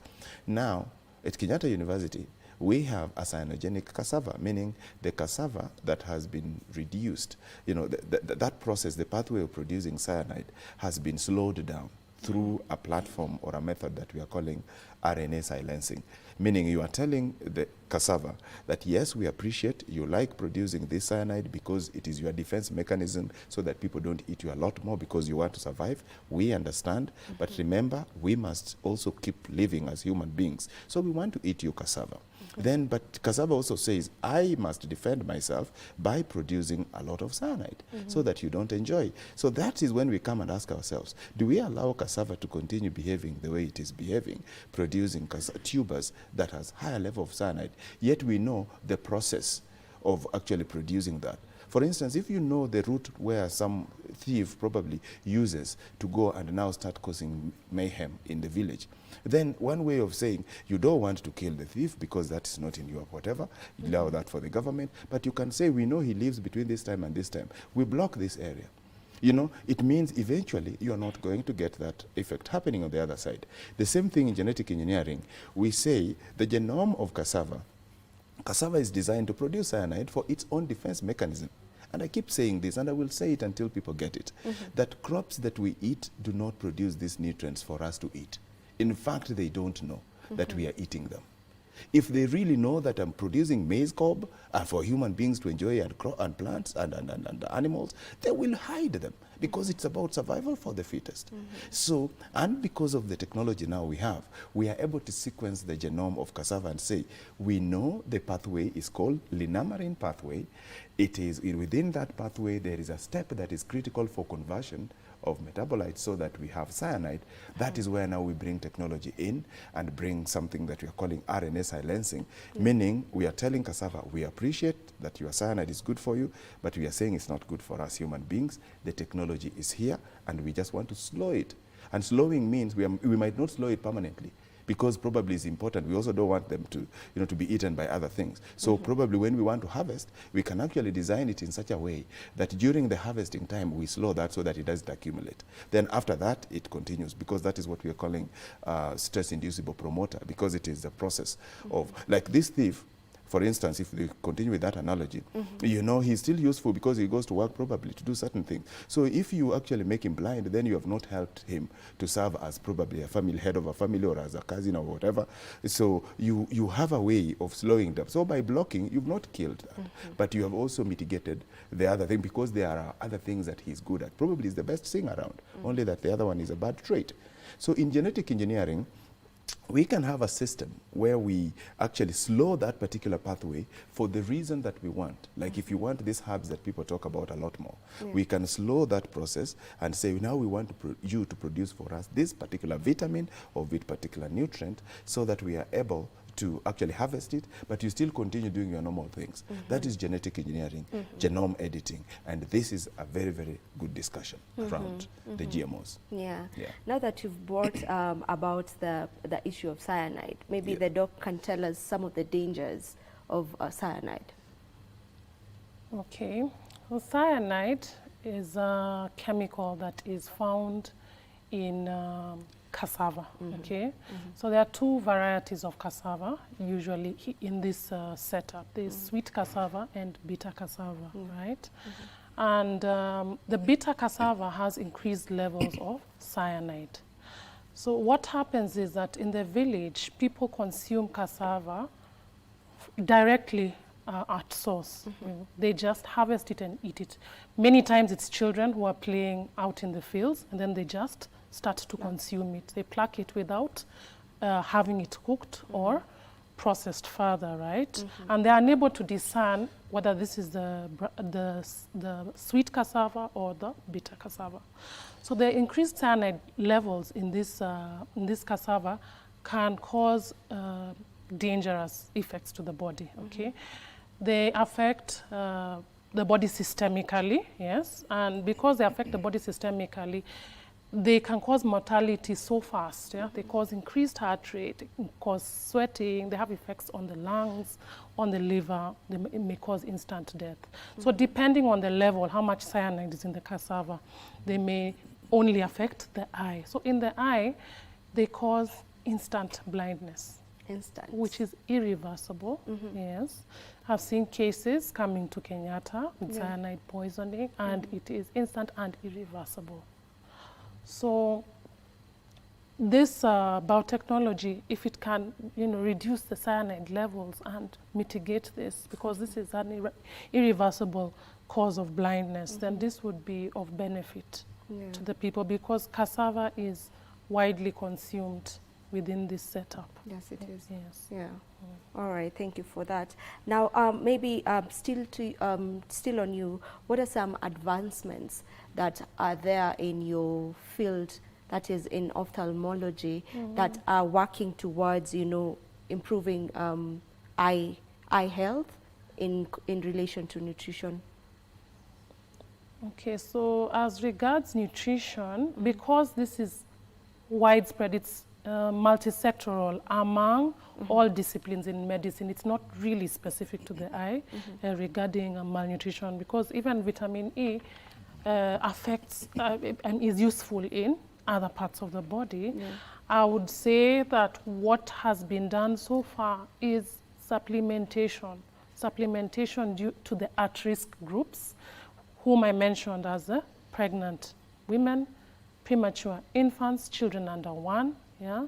So during pregnancy and during those periods, there's supplementation given through the hospital system. and while a child is going through the immunization program. The rest of the at-risk groups are usually sufficiently advised by their healthcare providers.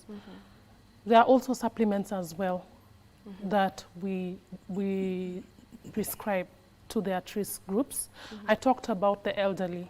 The elderly being at risk for a disease called age-related macular degeneration, and the fact that vitamin B complex slows down this process or prevents somebody from getting it. So we usually prescribe this to the elderly people above 60 years of age. We prescribe the medication for them, the multivitamin for them, as well as advising them to eat appropriate amounts of the nutrients that are required. So that's what has been done so far. There are also drops, tear drops, that have some of these nutrients. Yes, because I mentioned also dry eyes, which vitamin B complex has been shown to improve that. Yes. Doc, or rather Prof, we've talked countless times about the concerns that people have on genetically modified organisms, that's GMOs. How are we addressing these concerns? Because they're still there. So how are you, as you know, in your field, how are you addressing the concerns? Well, Vivian, there are a number of things we're doing. But even as I answer that question, it's interesting, actually, the question you've asked, Daktari, about the advancements in ophthalmology and how that has helped in this. And I think in the subsequent discussions, she probably can enlighten us on what are the new diagnostic tools. Because I remember I'm wearing glasses now. And before, I suspect that the methods were just look here, and look. And again, they approximate. But currently, there is this nice machine that she let us know, where you surrender your chin on it, then you look, and there's a way they squeeze it, and it comes, and they are printing some things. So it would be nice to get to know how that diagnostic, particularly in the terms of equipment, how good that has happened, so that some of us who are already affected, probably this would be vitamin A, are aware of where to go and probably the technology. But to your question, Vivian, I still always get surprised every time people actually demonize or stigmatize biotechnology, and GMO to be more precise. I have never understood where we went wrong as a country. Because the kind of GMO that we are talking about and the concerns that people are having are actually myths. Because somebody will come and tell you that GMOs, actually, seeds don't germinate. And that would mean that the producers of the seeds are impacting on food sovereignty and that dependency, and who feeds you will probably control you. That kind of talk, and you hear a lot of that. And I keep telling them, please, please, please, the moment you talk about the GM seeds don't germinate in the next subsequent season, then you are getting very old data, irrelevant data. Please come to our classes so that we train you on how to ask the hard questions that we also ask ourselves when we want to get innovations. Because somebody who still says that the GMO seeds don't germinate is a very easy response. All the media needs to do, and us scientists, is to come to us and ask us, please, can you give us one of your GM seeds that you have developed at Kenyatta University? Put it here. Please, you also get us the GM that that you want to protect. Put it here. We are planting them. In full glare of the media, you will take control of it. There will be CCTV in this particular room. Let it grow and get the seeds. Then let's plant again. Because this is just if it is maize, it's just a 3-month experiment. And this madness around seeds don't germinate is dealt with once and for all. But we are unable to do some of these basic things, and we have allowed the people who are actually, their lifeline is on, opposing, just like for purposes of attracting funding, and therefore very, very happy with that discussion, to continue misleading us. Let me tell you, the thing they keep talking about as, terminator gene, doesn't exist in any GM world over. There is actually a UN moratorium on it, that you cannot use a terminator gene in the development of GMCs to allow for the progression. That is at that level solved. The thing they keep talking about is the nose terminator, which is a sequence within the expression cassette, and now I'm going deeper into things, something I did want to do, it is now becoming within the sequence of when you want to move the genes, there are three things for a gene to happen. Yeah. There is the thing that controls it that happen now, and there is the gene itself that is supposed to do the thing, and there is something that stops it telling it it is not good. For instance, if I crack a joke here, how did you know that that's a joke and not abuse? Something is controlling the joke. Then if it's a joke, then you will laugh. But if it is not a joke because I'm abusing you, you don't laugh, you frown. So what is this thing that controls the laughter and the joke? I'll ask you to just hold that thought. We take a commercial break and then we'll be back in a bit. My pleasure.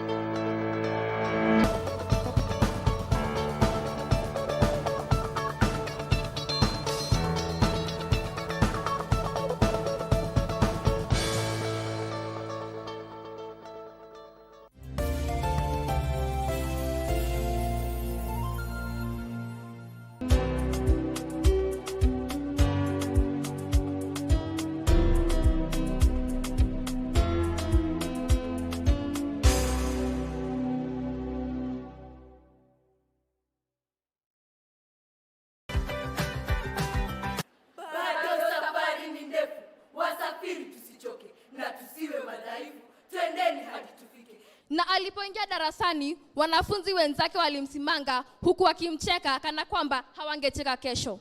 Watoto ambao wana wazazi wanaotumia dawa za kulevya na walio katika hali mahututi hospitalini hawawezi kuwategemea wazazi wao kupata ushauri. Mfalme anapotembea anakutana na binti mrembo mtoto show, ngozi laini kama samli ya mbuzi. Anashangaa. Lakini kwa sasa mtazamaji, baada ya kusoma sana 宇宙闪烁有可能发生吗？在我们的认知范围内，不可能。如果要是出现第三种可能呢？那不就是见鬼了吗？就是物理学不存在了。你知道这代表着什么吗？是吗？假如这是我们所居住的地球，这3颗呢是观测卫星。如果想要实施人工干扰，让整个宇宙闪烁的话，理论上需要在距离地球15万公里的地方建造一个宽度至少30万公里大的巨型天体，才能呈现。Can I ask you something? Sure. What do you see in a guy like Amador Zuniga? I'm sorry, you can't go further. But he's my father. I know, but you have to wait. I know that I disappointed him, and that caused him a lot of pain. You need to go to the hospital. You don't want to give Lucia and everybody else more power to judge you. Did he say anything? He can't talk, Nora. He's in a coma.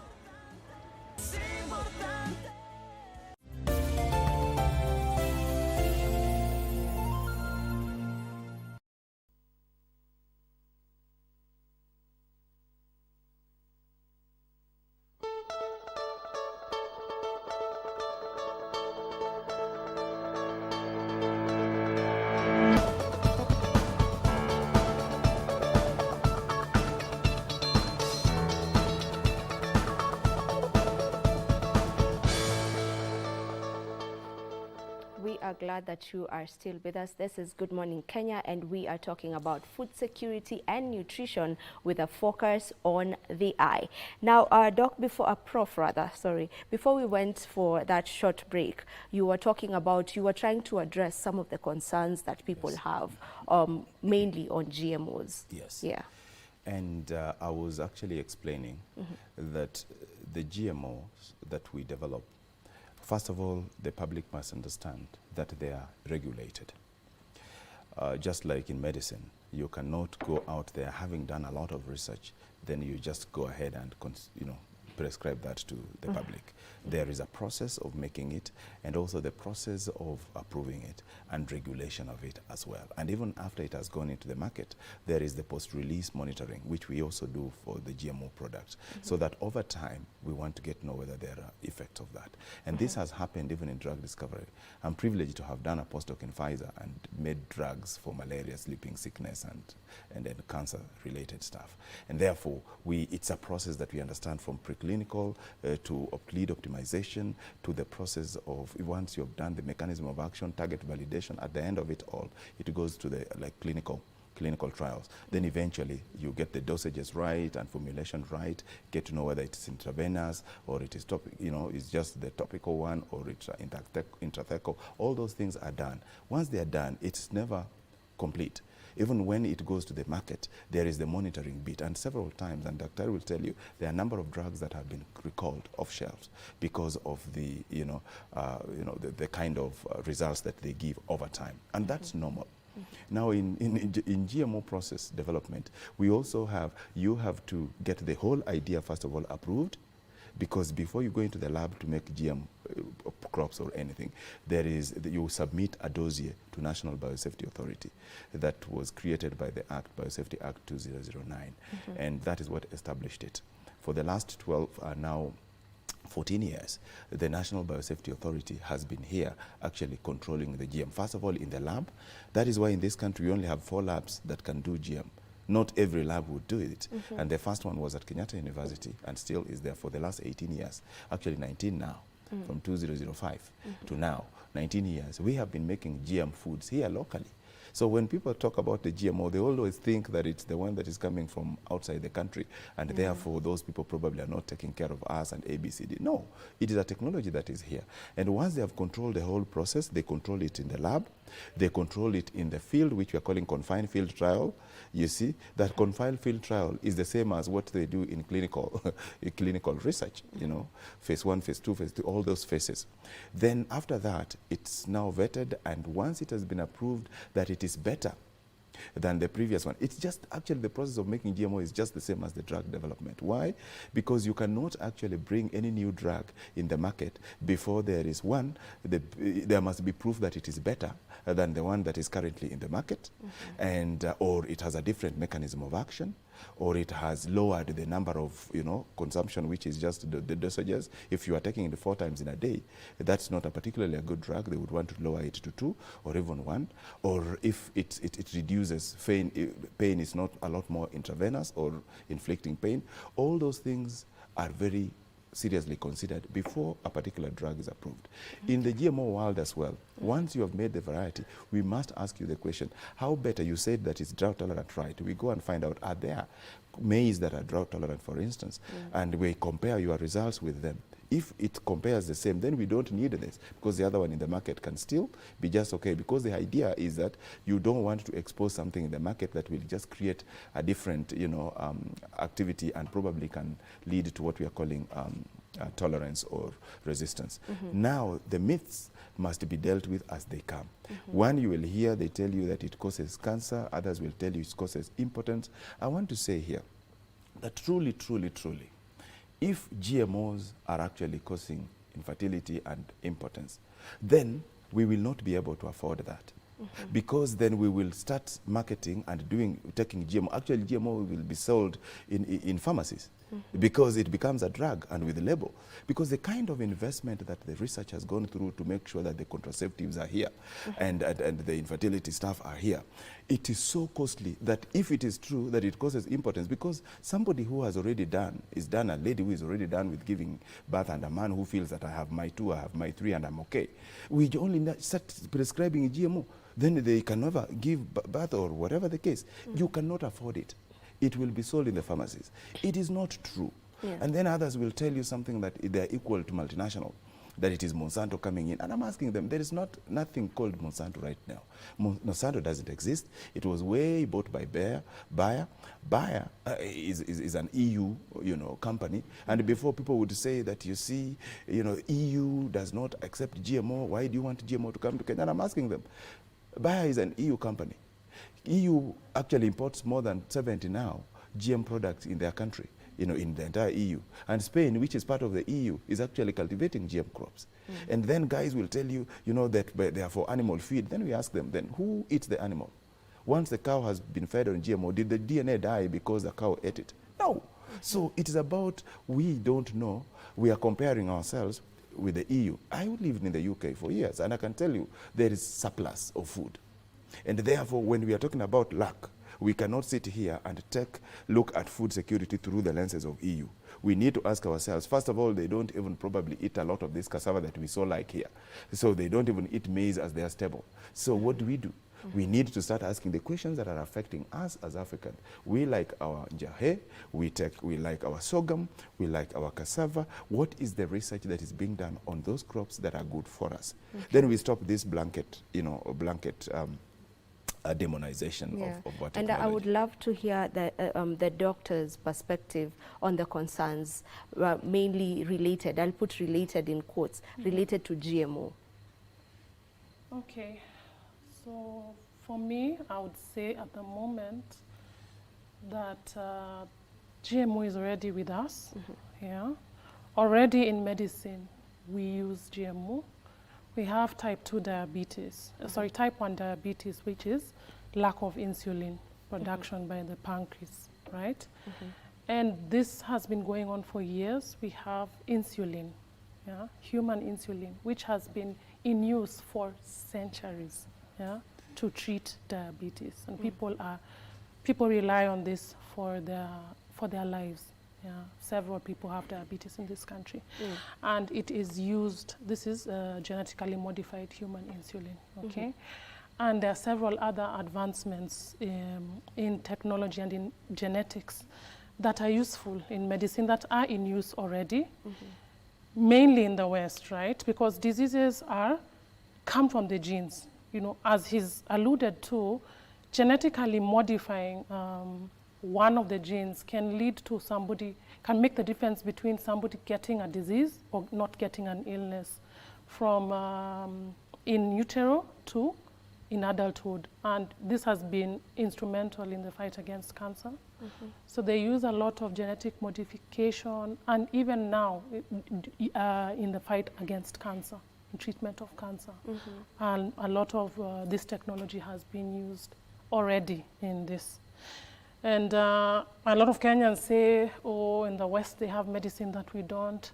Why is it that they have better health care? Why is it that when we have cancer, people prefer to go to Europe for treatment, people prefer to go to India for treatment? They have advanced medication and they use advanced technology, including genetic modification, so as to improve outcomes in the cancer treatment and in other disease treatments.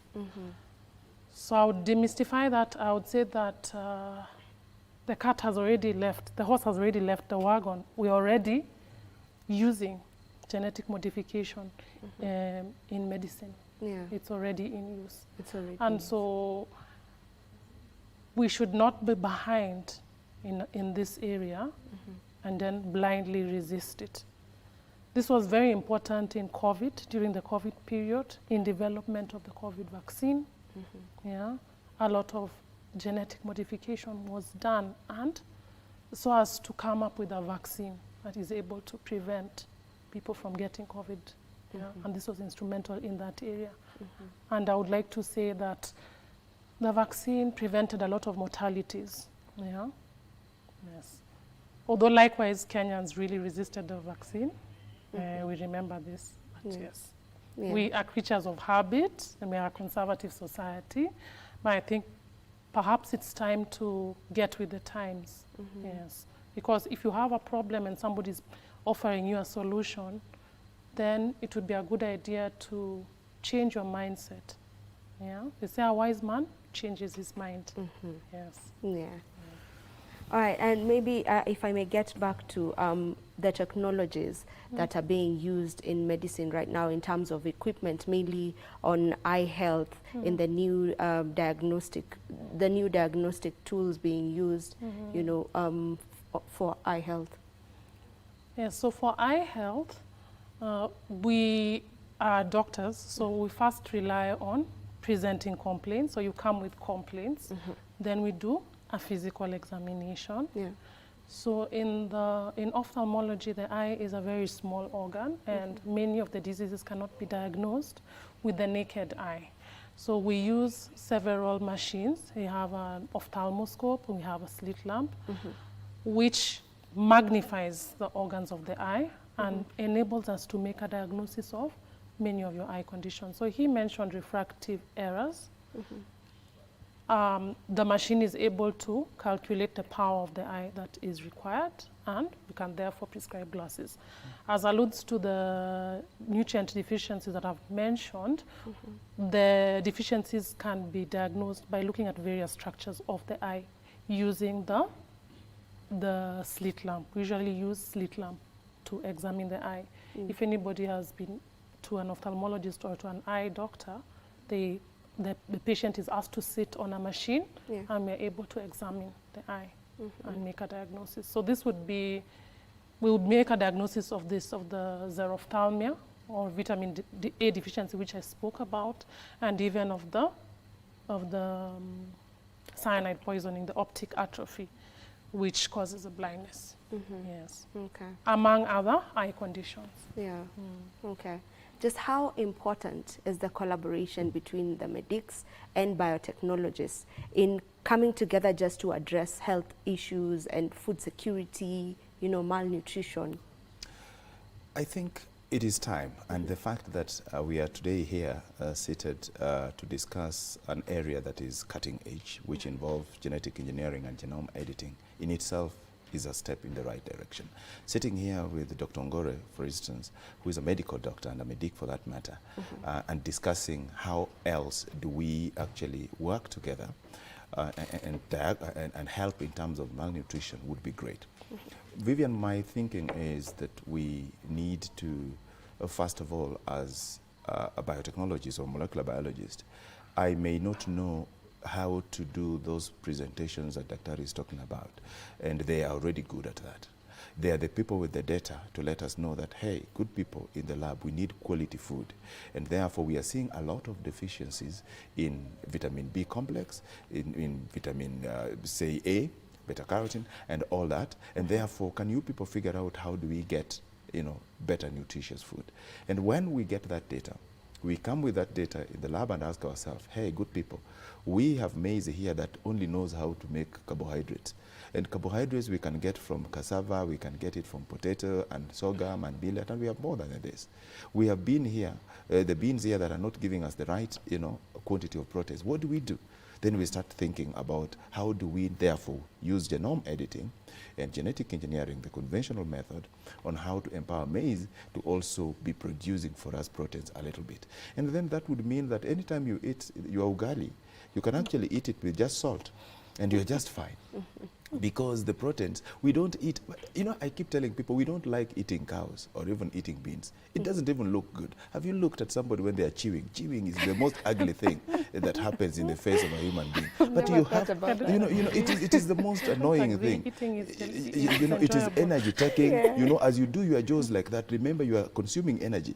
So while we are saying, imagine you have consumed that in, ugali. First of all, you pick it. You have 2 plates. First of all, one to give you carbohydrates. I don't even know why we're not cooking our ugali with beef together mix, because it has nothing. It will just be helping you to lower the number of plates that you are washing, wasting water and plates and all that. And that on a light note. All we are saying is, through genetic engineering, what's very funny is that the discussions that we have started today, and we have been doing as Kenya University Biotechnology Consortium, and now that you've found it fit that we need to have these discussions, and as Kenya University Biotechnology Consortium, we have a very good working relationship with KMA, Kenya Medical Association, because that is the organization that brings together all the doctors. And the discussion we are having with KMA is that, look, you have the best of the doctors. You run with the doctors. All we are saying is, what are the problems that you have that we can address from our side as well?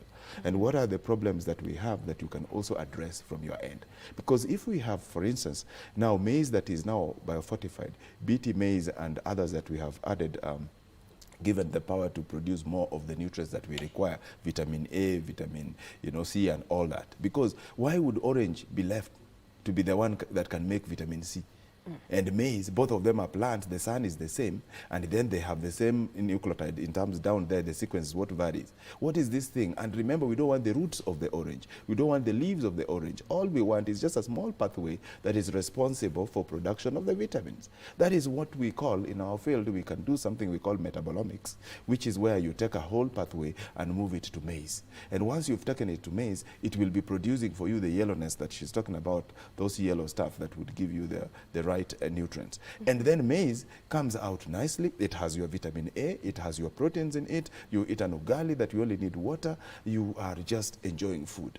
But let me tell the people, so that people can stop this skepticism. Science, you can never stop it. We can pretend in this country that, oh, GMO causes whatever. And the GMO, the first GMO was commercialized 30 years ago. 1994 to today, people have been eating GMOs. 30 years. And we are still waiting to see these Americans, the Chinese, and the people in Australia and South America, and in Africa we have 8 countries right now approaching almost 10 that are doing. We would want to see people collapsing because they have eaten GMOs. And the GMO, what is GMO? Anytime you are eating chapati and maize, you are eating and nyama, you are eating the DNA inside there. You are not removing them. And because you're not removing them, you are eating them together with the DNA. So how come that when we take the same DNA that you naturally eat in beans and we put it in now maize, because now beans cannot grow because of climate change, disease and all that, we are helping you to get the same thing that you get naturally, but now it has started causing cancer. It will be Monsanto, it will be multinational, and then they keep asking who is paying for our grants. And I want to call the public, come to Kenyatta University. This narrative around the GMO is not new. These are the kind of discussions that the developed world keep funding our some small NGOs in the countries, so that you slow the interest on a technology that has taken off. The whole idea here is, honestly, and let's know where this discussion comes in. Why would some of these the anti-GMO lobby groups in this country that have their headquarters in the West leave their people eating GMO? But they love us so much that they come here and they tell us, you don't eat, but the other guys have been eating for 30 years. Can't you just ask yourself and get to know that this is a narrative that don't get engaged into this technology, just continue behaving the way you are behaving, so that we have somewhere to sell for you the product. There's nothing, it has never been a problem with safety about GMO. I can tell you, we have the capacity, we have the regulatory agencies, we have the labs, we have the government right now, and I must thank the government on this one, that the government is keen on ensuring that we have food security. And over again, we have been discussing these GMOs, and the government this time round is actually very keen. We are in court right now because there are some lobby groups that have already gone in there. We are in court, and I can tell you, the Kenya University Biotechnology Consortium that I chair actually is very interested in that court case. But of course, we don't want to discuss matters court cases because that is not in our area. All I'm saying is that we are hoping that the outcome will favor us. Okay. I will allow you, Doc, to give us your parting shots on matters nutrition and eye health, or just surrounding the topic that we've been having. Okay. So to reiterate what Prof has said, genetic modification is already upon us, and it's already being used in medicine. He's mentioned nutritional supplements. This is already in our programs. Okay, we give protein supplements to children, to malnourished children at risk groups, and those who are malnourished. Those who have severe disease and are unable to feed themselves in ICU already have total parental nutrition. So what he's talking about is already upon us. We have various problems as a country that are specific to us. Hunger is still an issue despite being an agrarian country. So I would urge people to embrace it. If there's a way for it to assist us to alleviate our problems of national importance, and I would ask people to embrace it. As an ophthalmologist, I would urge people to have eye checkups yearly. Yearly? Yes, because people come when they're blind. Yes, I would just urge them to come for an eye checkup. This can be the difference between you going blind and you being, you seeing into your old age. It's important for you to be able to see your grandchildren Many of these diseases affect the elderly. All right, thank you so much. Professor Oduor and Dr. Vivian, thank you so much for joining us on this discussion, and thank you for shedding light on it. We appreciate, and I want to wish you again good day and happy Valentine's. This is where we call it a wrap right here on Good Morning Kenya. Thank you so much for tuning in. Right up next is the Senate proceedings. Goodbye.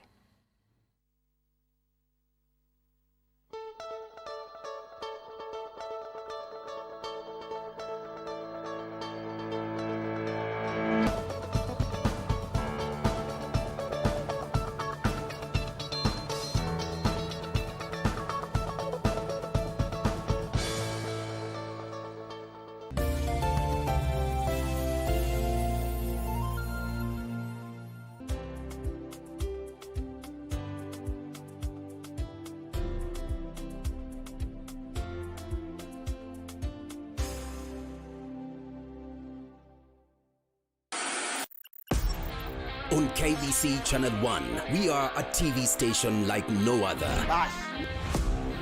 Get a taste of the best in entertainment. Yes, indeed. Feel the passion. Will you promise me? I swear that you will never lose me. I can't get married to you. I'm sure you knew about it. That's why you're making fun of me. Experience the drama. Get out. Who is the man in this one? And the laughter. Hii wigi umevaa kichwani. Sisi wakati tulikuwa tunaapishwa tunapewa mheshimiwa.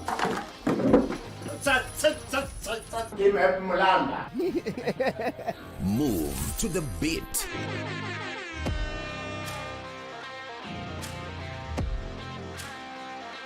We are live from Broadcasting House. And get informed on the latest happenings. KBC Channel 1. Wow.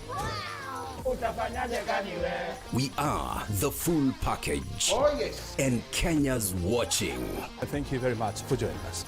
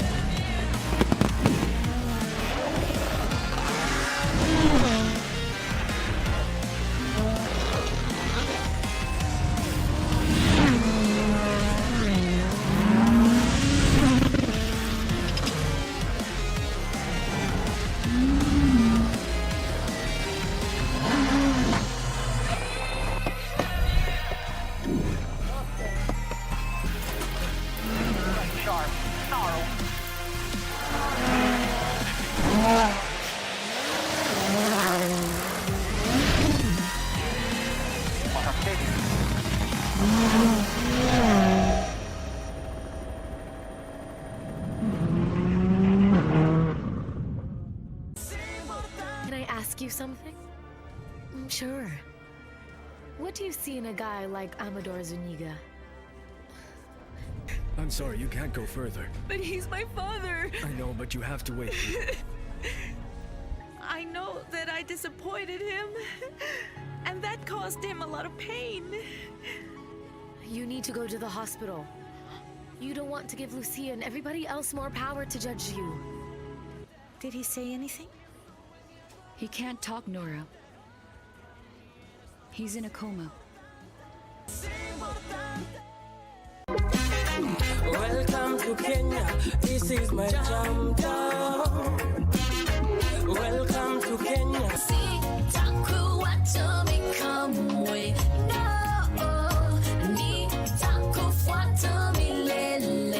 People are bad, say it hard. Things get hard. Things get hard. Home and abroad. Your loving only keep me warm. We can weather any storm. Ay, ay, ay, ay, ay, ay. Na binadamu kageuka mnyama hayawani.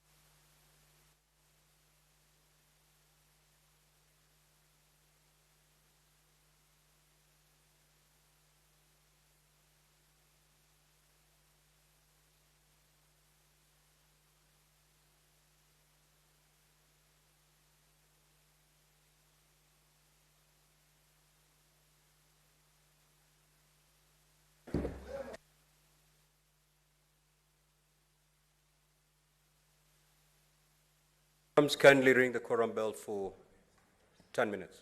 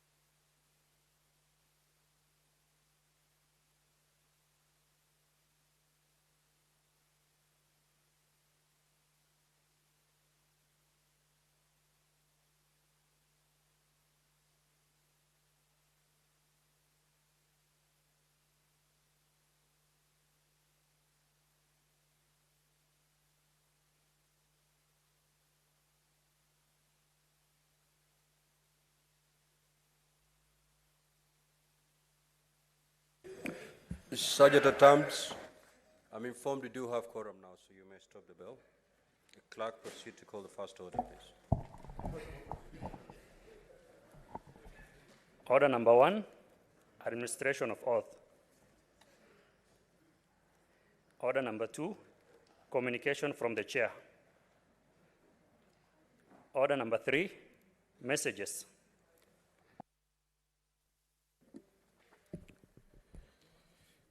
Now, Honorable Senators, I wish to report to the Senate that pursuant to Standing Order 46, 3, and 4, I received the following message from the Speaker of the National Assembly regarding the passage by the National Assembly of the Conflict of Interest Bill, National Assembly Bill number 12 of 2023. The message, which is dated Wednesday, 6th of December 2023, was received on the same day in the office of the Clerk of the Senate. And pursuant to the said standing order, I now report the message. Pursuant to the provisions of Standing Order 41, 1, and 142 of the National Assembly Standing Orders, I hereby convey the following message from the National Assembly. Whereas the Conflict of Interest Bill, National Assembly Bill number 12 of 2023, was published via Kenya Gazette, Supplement number 41 of the 3rd of April 2023 as a bill seeking to provide for the management and regulation of conflict of interest in the discharge of official duties, and subsequent repeal of the Public Officer Ethics Act 2003. And whereas on Wednesday 29th of December 2023 and Thursday 30th of November 2023, the National Assembly considered the Conflict of Interest Bill, National Assembly Bill number 12 of 2023, and passed it with amendments and in the form attached herewith. Now, therefore, in accordance with the provisions of Article 110 of the Constitution and Standing Orders of 41(1) and 142 of the National Assembly Standing Orders, I hereby refer the bill to the Senate for consideration. Honorable Senators, pursuant to Standing Order number 163, which requires that a bill which originates in the National Assembly be proceeded with the Senate in the same manner as a bill introduced in the Senate by way of first reading in accordance with Standing Order number 144. I will, at the appropriate time, direct the clerk to read a first time the Conflict of Interest Bill, National Assembly Bill number 12 of 2023. I thank you. Honorable Senators, you may take your seats.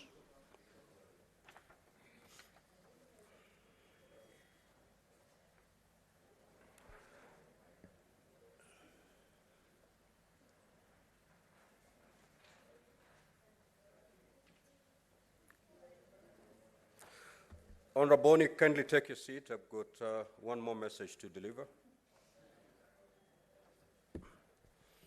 Now, Honorable Senators, I wish to report to the Senate that pursuant to Standing Order 46, 3, and 5, I received the following message while the Senate was on recess from the Speaker of the National Assembly regarding the passage by the National Assembly of the Gambling Control Bill, National Assembly Bills number 7 of 2023. The message, which is dated Monday, 18th of December 2023, was received on Monday, 8th January 2024, in the office of the Clerk of the Senate and was transmitted to all senators on Tuesday, 9th January 2024. Pursuant to the said standing orders, I now report the message. Pursuant to the provisions of Standing Order 41, 1, and 142 of the National Assembly Standing Orders, I hereby convey the following message from the National Assembly.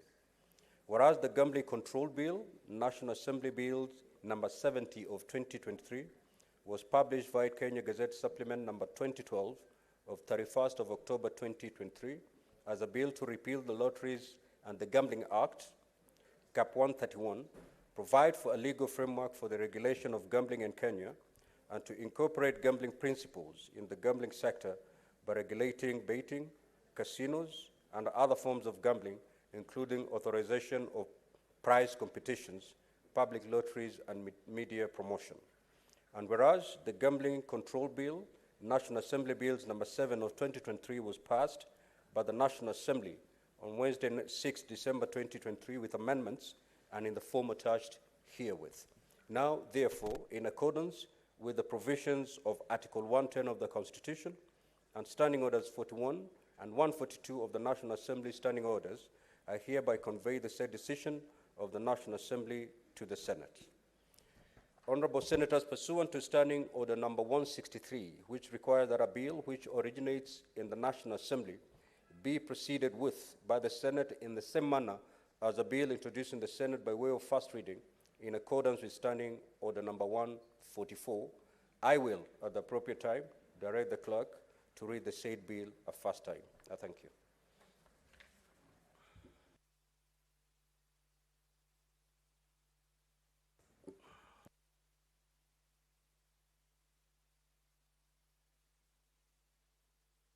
Next order, clerk.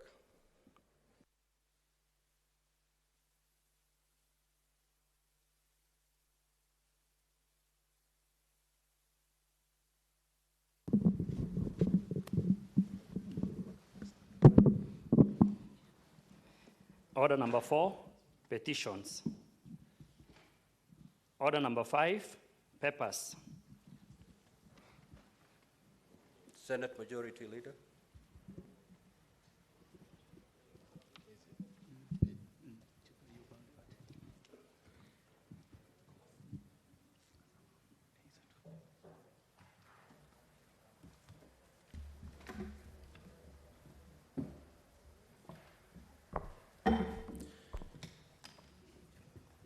Mr. Speaker, sir, I beg to lay the following papers on the table of the Senate today, the 14th February 2024.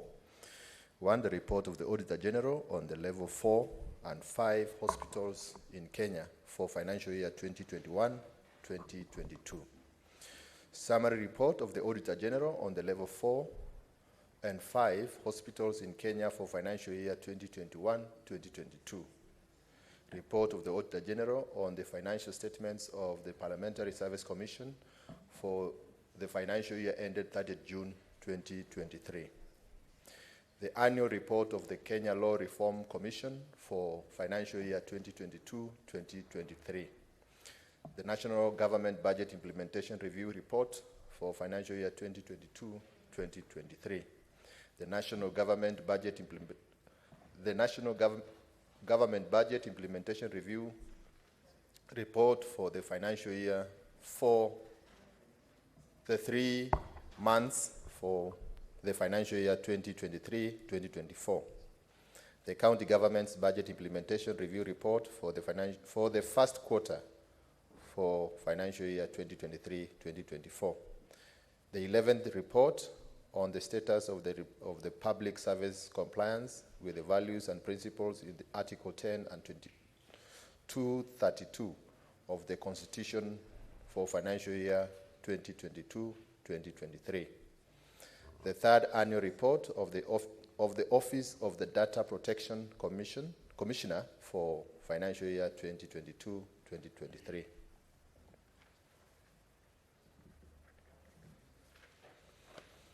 Report of the Auditor General on the financial statements of the Mandera Water Sewerage Company Limited for the year ended 30th June 2023. The report of the Auditor General on financial statements of Northern Water Works Development Authority for the year ended 30th June 2023. The report of the Auditor General on the financial statements of Elwak Water and Sewerage Company Limited for the year ended 30th June 2023, and the report of the Auditor General on the financial statements of Garissa Water and Sewerage Company Limited for the year ended 30th June 2023. Thank you. I beg to lay. The Chairperson, Select Committee on County Public Investments and Special Funds.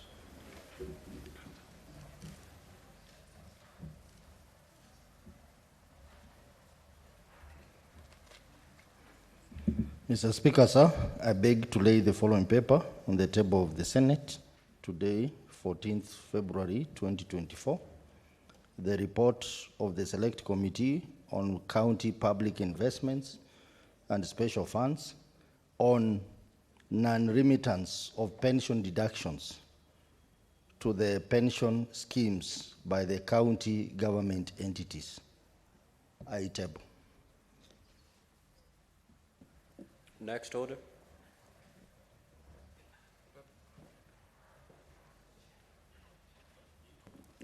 Yes, Senator Okongo, proceed to lay your paper. Mr. Speaker, sir, I beg to lay the following paper on the table of the Senate today, 14th of February 2024. Report of the National Dialogue Committee. Thank you, Mr. Speaker. Next order.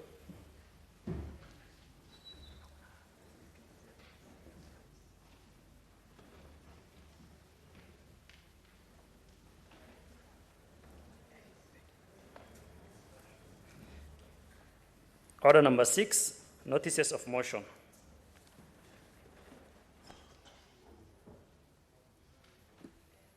The Chairperson on County Public Investment and Special Funds.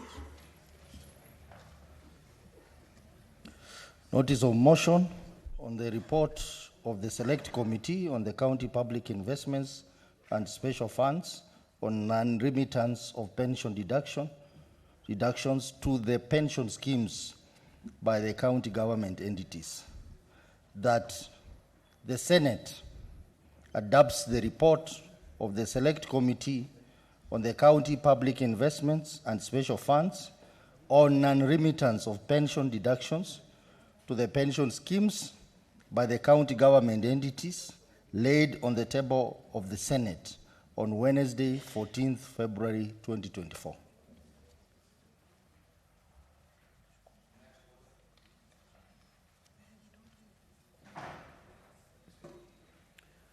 Yes, Senator Mogeni, you need to give notice to the report that you've just laid. Mr. Speaker, sir, I beg to give notice of the following motion: that the Senate adopts the report of the National Dial Committee laid on the table of the Senate today, Wednesday, 14th February 2024. Thank you, Mr. Speaker.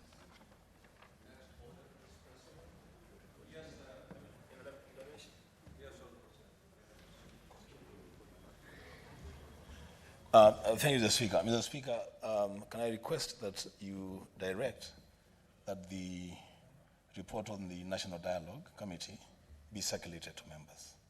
They don't seem to have it.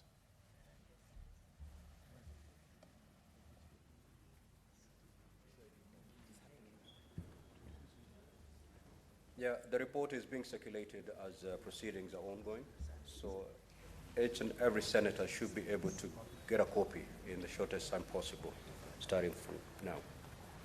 Next order, clerk. Order number 7, questions and statements. Order number 8, procedural motion, limitation of debate on motions. The Senate Majority Leader.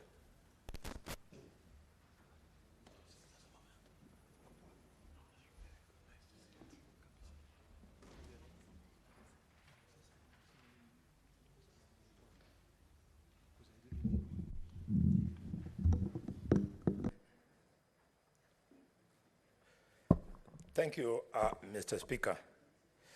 Mr. Speaker, sir, I rise to move the following motion: that pursuant to Standing Order number 1111, the Senate resolves that the debate on the motion not sponsored by the majority or minority party or a committee shall be limited in the following manner: that a maximum of 3 hours with not more than 20 minutes for the mover, 20 minutes for the majority party official responder, 20 minutes for the minority party official responder, and 15 minutes for each other senator speaking. And further, that 15 minutes before the time expires, the mover shall be called upon to reply. Mr. Speaker, sir, this is now the third session, and this is a motion which is procedural, that is obvious to all members in the House today. I therefore don't want to belabor in moving this motion by way of trying to justify. I therefore appeal to colleagues to support this motion, and I call upon Senator for Narok to second this motion. Thank you, Mr. Speaker.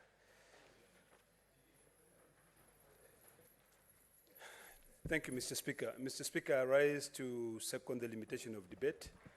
I think it's imperative that we prioritize business so that we can be able to make sure that we make progress. We have a lot, and taking into consideration the meeting of all the chairpersons, the liaison committees, in terms of business of this House, I think it would be imperative for us to put all those things together and make sure that we can be able to achieve quite a lot.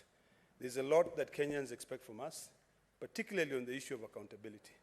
So when we limit debate on motions or bills that are not sponsored by the government or the majority or the minority side, it allows us to be able to make progress and also be able to give all senators an opportunity to deliver and to do the work that they came to do here.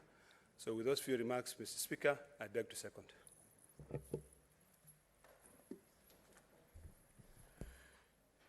Now, honorable senators, I will now proceed to propose the question, which is that pursuant to Standing Order 1111, the Senate resolved that the debate on the motion not sponsored by the majority or minority party or a committee shall be limited in the following manner: a maximum of 3 hours with not more than 20 minutes for the mover, 20 minutes for the majority party official responder, 20 minutes for the majority party official responder, and 15 minutes for each other senator speaking.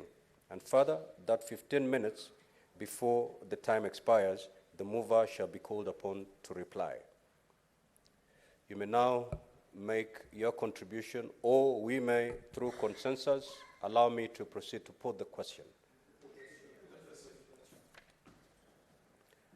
Having obtained your consensus, honorable senators, I will now proceed to put the question, which is that pursuant to Standing Order 1111, the Senate resolves that debate on a motion not sponsored by the majority or minority party or a committee shall be limited in the following manner: a maximum of 3 hours, with not more than 20 minutes for the mover, 20 minutes for the majority party official responder, 20 minutes for the minority party official responder, and 15 minutes for each other senator speaking. And further, that 15 minutes before the time expires, the mover shall be called upon to reply. Will as many as of that opinion say aye? Aye. Will as many as of the contrary opinion say nay? The ayes have it. Next order.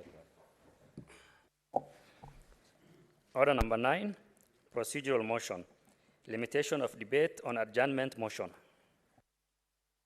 Senate Majority Leader.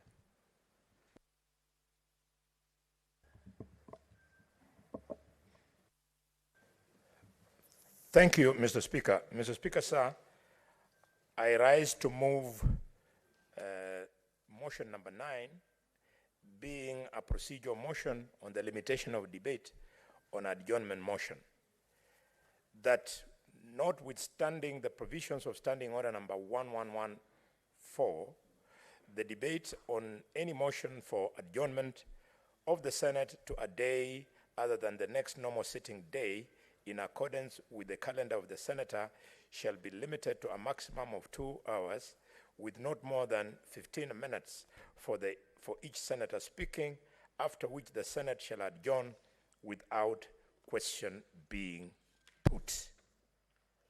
Mr. Speaker, sir, again, this is a procedural motion which is clear to all the senators. I therefore will not belabor it and wish to move the motion, and would like to request... Senator Bonny, yes. You haven't concluded... Sorry. Sorry. I'm yes, sorry, you sir. You haven't concluded moving the motion. Sorry, the comma was, shall adjourn without question being put, provided that when the period of recess proposed by any such a motion does not exceed 9 calendar days, the debate shall be limited to a maximum of 30 minutes and shall be confined to the question of adjournment. Mr. Speaker, sir, this is again a procedural motion, and which is quite clear to the entire House, and I do not want to belabor it. I therefore move the motion and request the Honorable Senator Beatrice Akinyi to second the motion. Honorable Speaker, I second.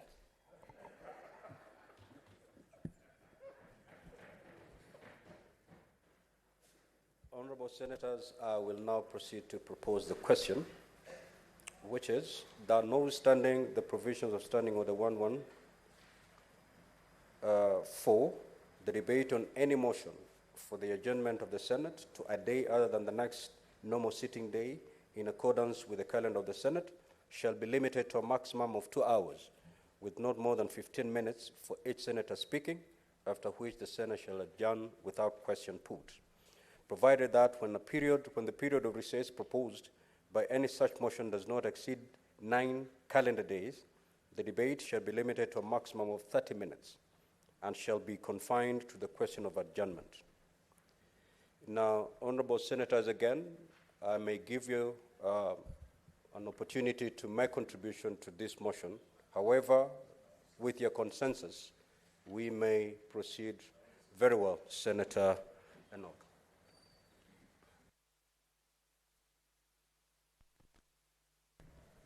Mr. Speaker, I do not want to belabor the point. The motion has been moved, it has been seconded. I am in support of that motion. I'm in support of the first motion on a limitation of debate. So, Speaker, the only thing that I want to ask, now that we have limited time that we use to debate motions, then can I just request colleagues that we sparingly use Standing Order 111? Because we have already limited the time, and the Business Committee, in their wisdom, have allocated time that they think is fair for debate, meaningful debate on any matter, on any motion. So can I request my colleagues that we sparingly use Standing Order 111? I thank you, Mr. Speaker. Honourable Senators, I will proceed to put the question, but before I put the question, it is my determination that this matter does not affect counties, and therefore voting shall be by voice. Now I'll proceed to put the question. The notwithstanding the provisions of Standing Order 111-4, the debate on any motion for the adjournment of the Senate to a day other than the next normal sitting day in accordance with the calendar of the Senate shall be limited to a maximum of 2 hours with not more than 15 minutes for each senator speaking, after which the Senate shall adjourn without question put, provided that when the period of recess proposed by any such motion does not exceed 9 calendar days, the debate shall be limited to a maximum of 30 minutes and shall be confined to the question of adjournment. Will as many as of that opinion say aye? Aye. Will as many as of the contrary opinion say nay? The ayes have it. Next order. Order number 10, procedural motion, limitation of debate on the motion on the President's address to Parliament. Senate Majority Leader.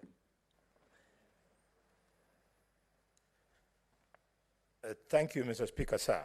Mr. Speaker, sir, I rise to move motion number 10, being a procedural motion of limitation of debate on the motion on the President's address to Parliament. That, Mr. Speaker, pursuant to Standing Order number 27.6, the Senate resolves that the debate on the motion on the President's address to Parliament shall be limited to a maximum of 3 sitting days with not more than 15 minutes for each senator speaking, excluding the mover in moving and replying, who shall be limited to 30 minutes in either case, and that the Senate Majority Leader and the Senate Minority Leader shall be limited to 30 minutes each. Mr. Speaker, as I move this motion, may I remind the House that according to our standing orders, specifically Standing Order number 1, business of Parliament is discharged in accordance with those standing orders and also in keeping with the tradition and practice of this House. Mr. Speaker, since we promulgated the new Constitution in 2010, it has been the practice that the President addresses a joint sitting of our 2 houses during the months of February and March. And Mr. Speaker, there's wisdom to this, because this is at the beginning of the session, and therefore the President sets his agenda in the speech, which hopefully can inform debate going forward, and hopefully which can prepare the houses on how the President wants to guide the development agenda of the country. Mr. Speaker, unfortunately, the last speech was done in the month of November, which was towards the tail end of the session. I hope, Mr. Speaker, that this will not be repeated, that the President will make time to be here either this month or next month and set his agenda. It's very important, Mr. Speaker, as you know, the country is currently hurting because of the hard economic times that Kenyans are going through. And therefore, Kenyans will be eager to hear what the President will tell this Parliament, so that this Parliament can can help him to make sure that we unlock the challenges that are facing our people. But having said this, Mr. Speaker, Kenyans should spend a bit of time listening to the majority of this House, both in the House and outside, because we are the only ones who are attempting to tell them the truth. Mr. Speaker, we told them the truth, that the prices of petrol would start coming down. Mr. Speaker, it is now happening. We told them that the prices of unga would start coming down. Mr. Speaker, is down to 140 shillings and is continuing to fall. Mr. Speaker, we told them that the exchange rate of the dollar would start going down. Mr. Speaker, it has dropped from 163, now it is down at 158. So they better be listening to us, who would rather be telling them the truth than listen to my colleagues who are very good at putting on metallic hats, referred to sometimes as sufuria. It is a nice thing for drama, but let's speak to Kenyans knowing that the pain they are feeling, we are also feeling it. Mr. Speaker. Order, Senator Nyamka. Senator Boni, thank you. Kindly confine yourself to moving the motion. Yes, which is what I'm doing, Mr. Speaker. No, you're not. I therefore, Mr. Speaker,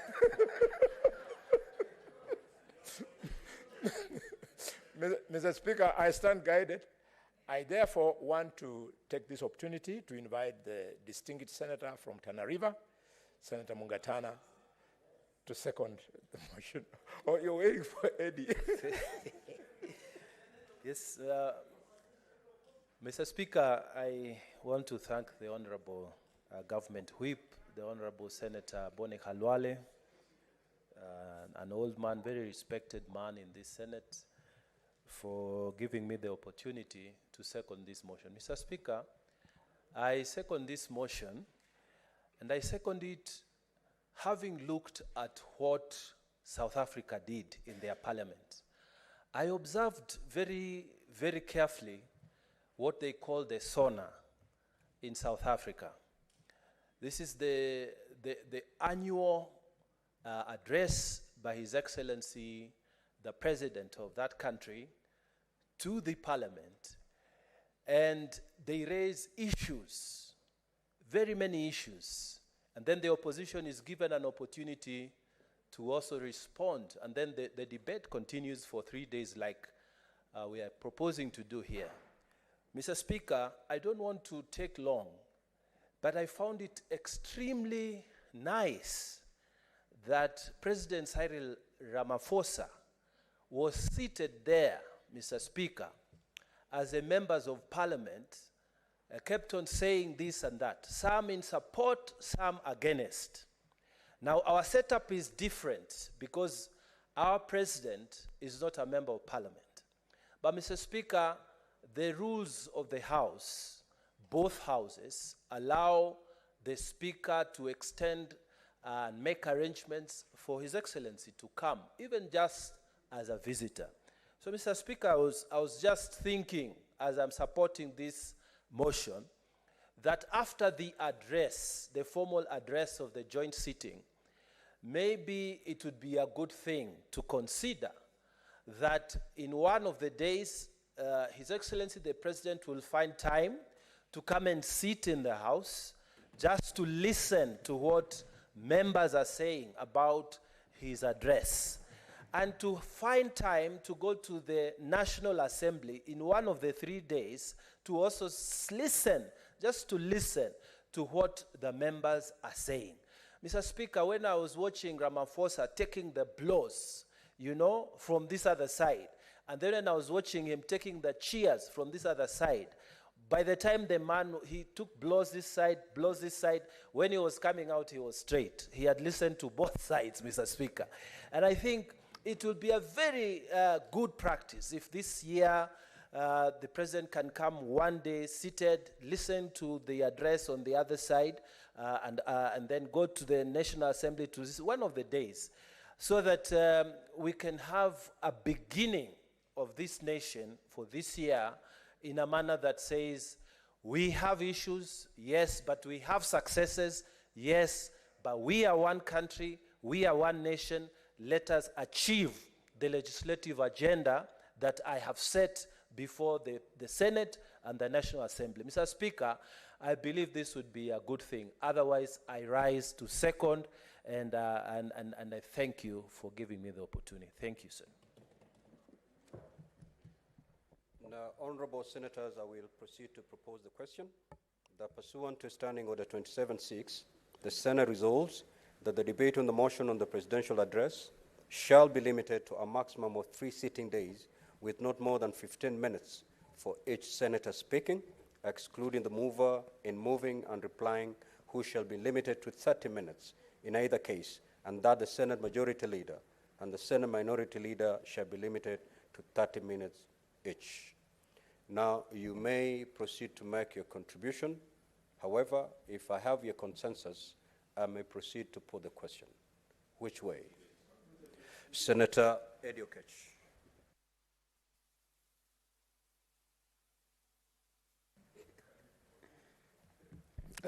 Mr. Speaker, thank you, and actually I rise to support this. It's only that I hold a contrary opinion.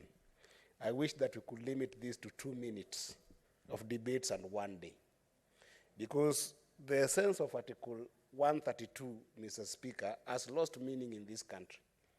And you actually even saw when the majority whip was presenting, rather moving this motion, you see the kind of sense of righteousness and the thinking that the president's address is actually final, that there's nothing to be debated about it, that is a correct position. In fact, the intention of Article 132 was such that anytime the president addresses the nation, it's a reporting mechanism to the nation and to us as parliament, such that we can be able to interrogate, we can be able to scrutinize, and we can be able to input so that some adjustments could be made.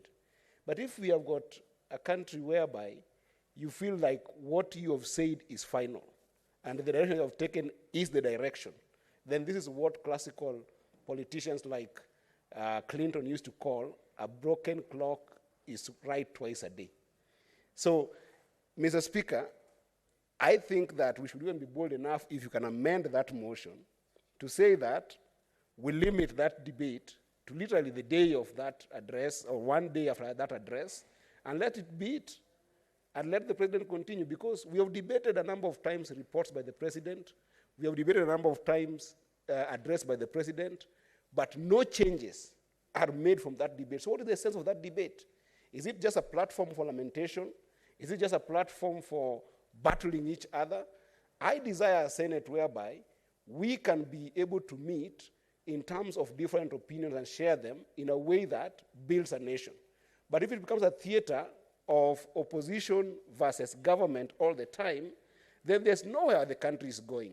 So, Mr. Speaker, I just want to rise, and I wanted to wish the majority whip the courage on behalf of the House Business Committee, the courage to actually just be bold, if not scrap off the entire conversation, then just limit it to just 2 minutes comments. Like majority leader can say, I was there, I saw the president, it was very nice, I've missed the president. You know, just simple comments on this matter and not make it a debate at all. Because debates are things that are supposed to input and change some conversations. So I support, but we should have the courage to change it, not to 15 minutes, not to 3 days. Those 3 days will be very important for this House to do a lot of work, you know, in passing the amazing bills that my sister, Senator Tabitha, has brought in this House on agriculture, amazing bills that my sister, Senator Veronica, is bringing into this House. Senator Mungatana brings very wonderful bills here to be passed. We have got more meaning in helping those bills pass than discussing the president's speech here that doesn't go anywhere, that doesn't input, that makes you just feel self-righteous, that doesn't make any contribution to the president's change, doesn't change his mind, doesn't change the mind of the cabinet. Let us not debate it. So I will support with amendments, if possible, to limit it to 2 minutes and 1 day. Thank you, Mr. Speaker. Senator Wamatinga.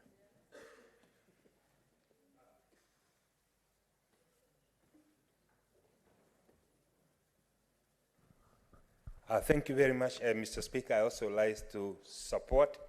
Indeed, it is important that when the President comes to the House and gives the roadmap that government wants to take, it is an important opportunity for us as legislators to look at the gaps, to look at the framework that's supposed to be put in place, and most importantly, to explain to our people, to our constituents we will present, what the government intends to do, how it intends to do, and most importantly also maybe put the legislative framework that is needed. However, Mr. Speaker, so I think it's also the high time that we changed our mentality. Instead of looking at it as them versus us, we must look at it as a nation. We must look at it as a people who are constructively engaging so that we can improve the livelihood and the economy, and most importantly, improve and enrich the democratic space that is given and provided for in our Constitution. When the President comes to the House and gives a roadmap, it is something that gives us an opportunity to discuss, to enrich it, and even maybe criticize what we feel could be done differently. Mr. Speaker, sir, discussing what the President intends to do is indeed one of the ways that ensures that public participation, that ensures the Constitution of Kenya is safeguarded because we are given the opportunity to do that. I therefore think that it is paramount that we as legislators come and put our heads together and moving forward, maybe even come up with a suggestion, because this country belongs to us all. Thank you, Mr. Speaker. I support. Senator Enoch.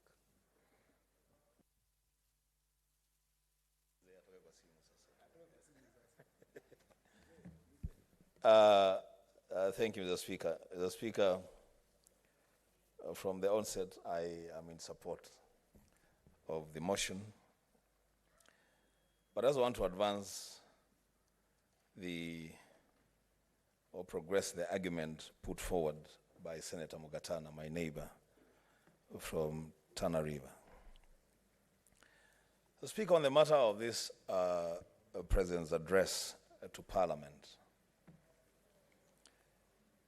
it is not a matter of just ticking boxes.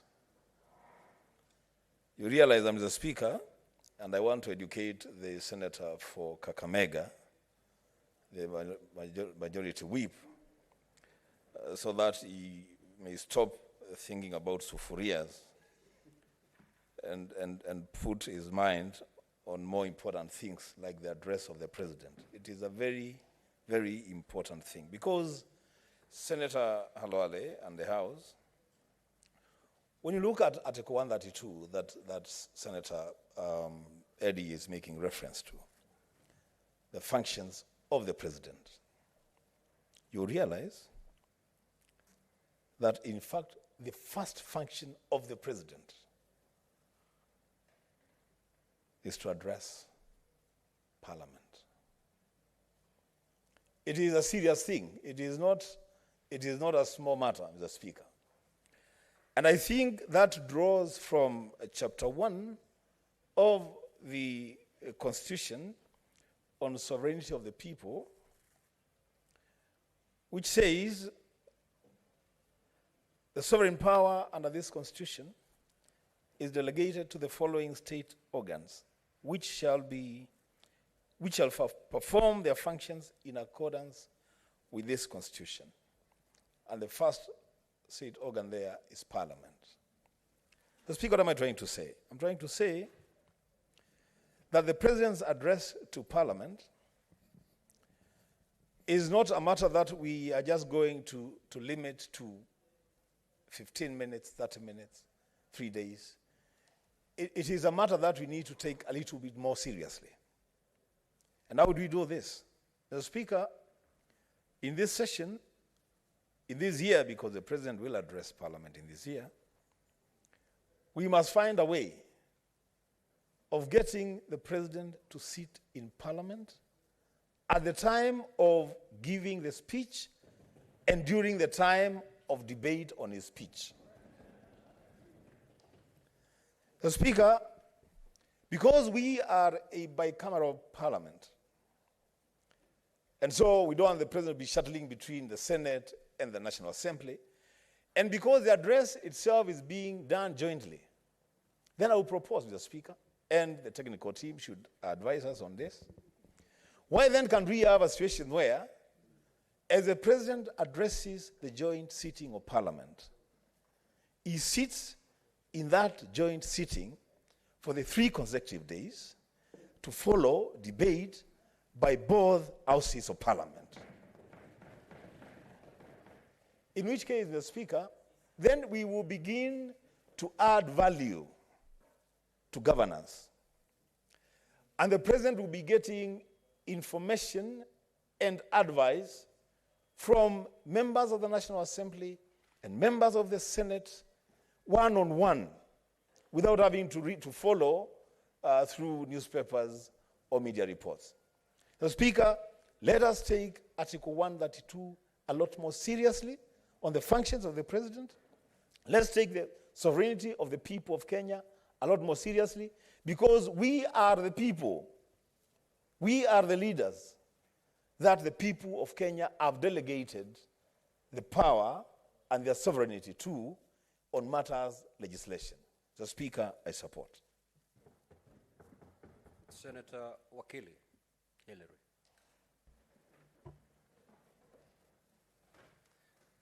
I thank you, Mr. Speaker, for giving me the opportunity also to support the motion that has been laid down by the majority whip. And from the very onset, Mr. Speaker, what the Honorable Senator from Kitui told this House with regards to the provision of the Constitution, Article 1 and Article 132, is very important, to the extent that this power is donated to the organ of the presidency. And that is the main reason why address to Parliament by the President is important at the beginning of every elected Parliament and once every year. That underscores the importance of that particular address. And that address, Mr. Speaker, is so sacrosanct to this House and to the people of Kenya who donated the power to the government of the day.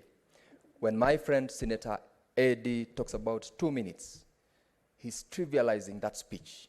He's trivializing the importance of that debate, because it is not about those who will support or those who will go against. It is an opportunity that gives this House to debate on the speech, because that speech talks about the promises made, what has been done, what has been achieved, and what has not been achieved, including the plans which are ahead for purposes of delivering to the people of Kenya. And therefore, when the House decides to debate, it is about supporting and criticizing the speech that the President, at any given time when he's supposed to address the House, is made. And therefore, the duration which is given is also objective. It doesn't make sense, therefore, to say we just spare 2 minutes of that time. The Honorable Senator Okech once given an opportunity. In fact, the 2 minutes is not sufficient for him to do the preliminaries before he criticizes, if any, such a speech whenever the President addresses. And therefore, when we debate, let us debate so that we achieve the mandate of the House by criticizing where necessary and enhancing very objective debate on the speech of the President at any given time that he addresses the House. I equally want to also support the proposition that where possible, and if it means amending the relevant provisions of the law, it would be very key and important where the President sits through the sessions when that speech is being debated by the Houses. It will not only give the Parliament an opportunity to have a conversation, it will give us as members of this House also an opportunity to look to whatever debate that we are going to do. Otherwise, Mr. Speaker, I support the motion and I rest. Senator Manzo.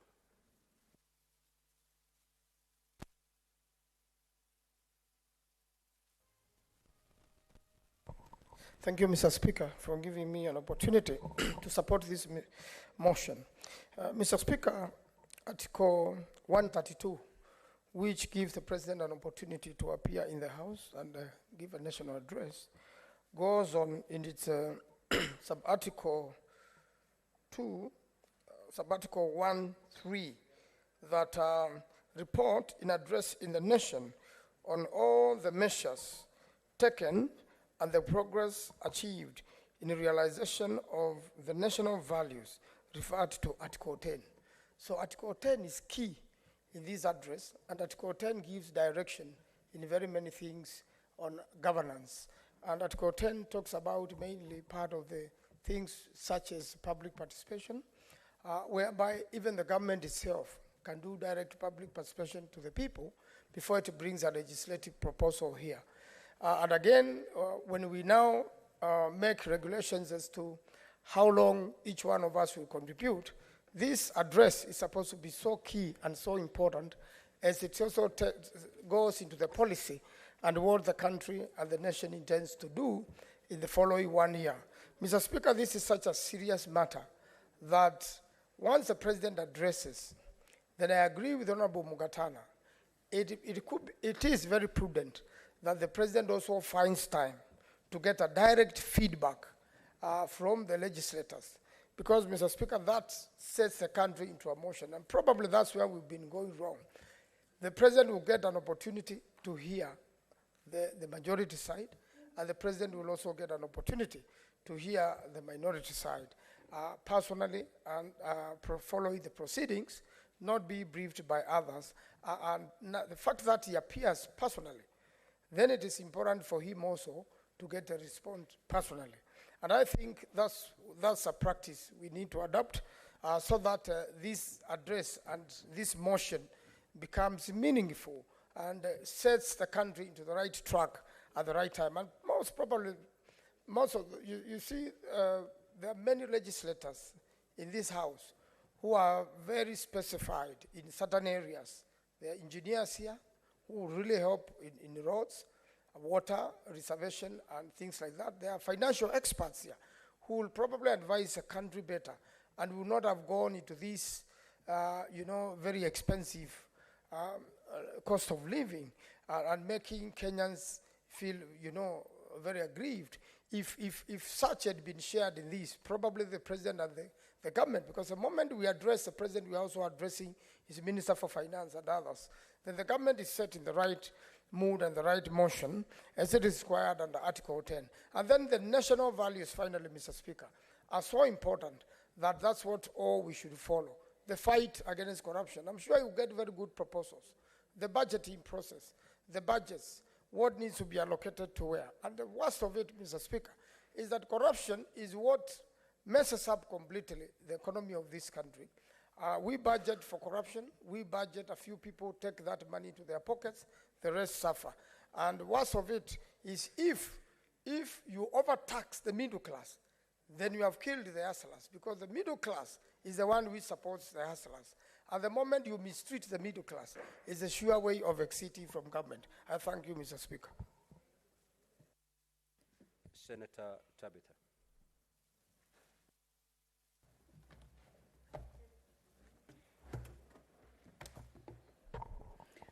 Thank you, Mr. Speaker, and I do rise to support this motion by my brother, the majority whip. And I say that Article 1.2 is very clear, which talks about representation of the people by the elected leaders. As leaders, the presidential address feedback gives us an opportunity to be able to have the reality feel of the discussions in terms of what the president has been able to share and put across according to the manifesto that was done during the election time. It is very important, Mr. Speaker, because then it gives members or leaders in both houses an opportunity to be able to address facts in a more diplomatic and in a more leadership style, unlike what we've seen previously. that has been happening. This is the best platform that Kenyans should know. Then there is room for a national level executive discussion that comes from a presidential level to the members who are elected, so that there is mutual understanding, and also there is a level of getting to the bottom of the facts. I just had my brother Senator from Makueni, Senator Manzo, talking about looking at budgets, but what makes it funny is that when he talks about budgeting for corruption, and then I wonder from the side that we come from, of course, representing the government, does the opposition look at working through budgeting on corruption? Because when an elected senator talks about budgets on corruption, it leaves a lot to be desired, because then you wonder from which perspective then he looks at things. He's entitled to his opinion, but as an elected leader, a lot is left questionable, you know. We have had different executives also who represent the government, especially from the ministerial point, having platforms to appear in this parliament. But they also answer to the president. So it is in that platform during these addresses that members can also be able to escalate further issues and be able to have proper discussions as far as when the president is in the house.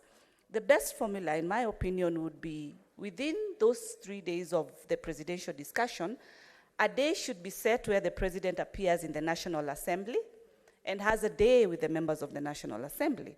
And a day that is set that the president also is in Senate and has a platform with all the senators. Because all the 67 senators represent the Republic of Kenya, despite the political side that we come from. But the agenda and the constitution that we uphold is a constitution for this country. It's not a constitution for Dr. William Ruto. It's a constitution for this country. And the best results that we give to our generations and the generations to come is to be able to have facts that can also be addressed. You realize most of the time that we are having this input, you realize, yes, that we know there's a bit of repeat of the same discussion. But when the debate is narrowed to a fewer minutes, then it gives members a platform to be able to just tackle the issues that have not been tackled. I want to agree with Senator Eddy, one of the good senators in the House, that at times the platform is used for lamentation. Kenyans did not give us this opportunity to lament. Kenyans gave this opportunity because we are the change makers. We are the ones to shape the generations to be. So in a nutshell, I support this motion and look forward that we'll not use it to lament. On the timeline that Dr. Boni had talked about, that the president should appear within the timeline that is in the month of April, then that should be so that we pride in upholding our constitution as leaders. Thank you, Mr. Speaker. Senator Onyonka. Thank you, Mr. Speaker. It's a great pleasure to have an opportunity to contribute for such an insightful and indeed a good motion. Mr. Speaker, one of the things I would like to recommend and request my colleagues in this House is that anytime we have something that is good, whether it's brought by government or whether it's brought by our side, please let us listen to each other and let us try and look for a middle ground. In the West, they call it the bipartisanship, the ability for us to look at what is good between us as leaders because we agree on those things that would benefit Kenyans most. If we find that there are things we can disagree on, Mr. Speaker, those ones we can then put onto the side and kind of move along, because sometimes democracy is back and forth. The other issue I would like to raise here, Mr. Speaker, is that I would like to encourage my colleagues here that democracy, this thing we call democracy, is not that the winner must take it all. Sometimes it's a give and take. And an idea like this, Mr. Speaker, if it is necessary for us initially maybe to start listening to the president when he makes his speech, his annual address to the nation. If it means we listen to him for 2 days, I don't think there's a problem with that. Neither would it worry many of us if we did it for 2 days. The other issue that I'm comfortable, I'm looking forward to as a senator in this House and as a leader, is that I would like, in order for us, Mr. Speaker, as members of the opposition, to be given an opportunity to reconstitute shadow cabinetry. In other words, you find the way the current government and system is set up, we need to have our side also having people who can take many of our cabinet members, many of the government cabinet members to task on issues, even when they come to this House to answer questions. I think it is also important that if we had a shadow cabinet, you would find that many of our members have the capacity to challenge or even to raise critical questions about our country and the issues which are coming out. Finally, Mr. Speaker, the point that I feel I need to emphasize. I have seen the comments and the contributions that my colleagues have made, and there's a likelihood that those who are in government are going to feel that such an opportunity will make we in the opposition come here to rant at the president and ridicule him and try and pass him and talk about him in bad light. I don't think that is really the purpose of this exercise.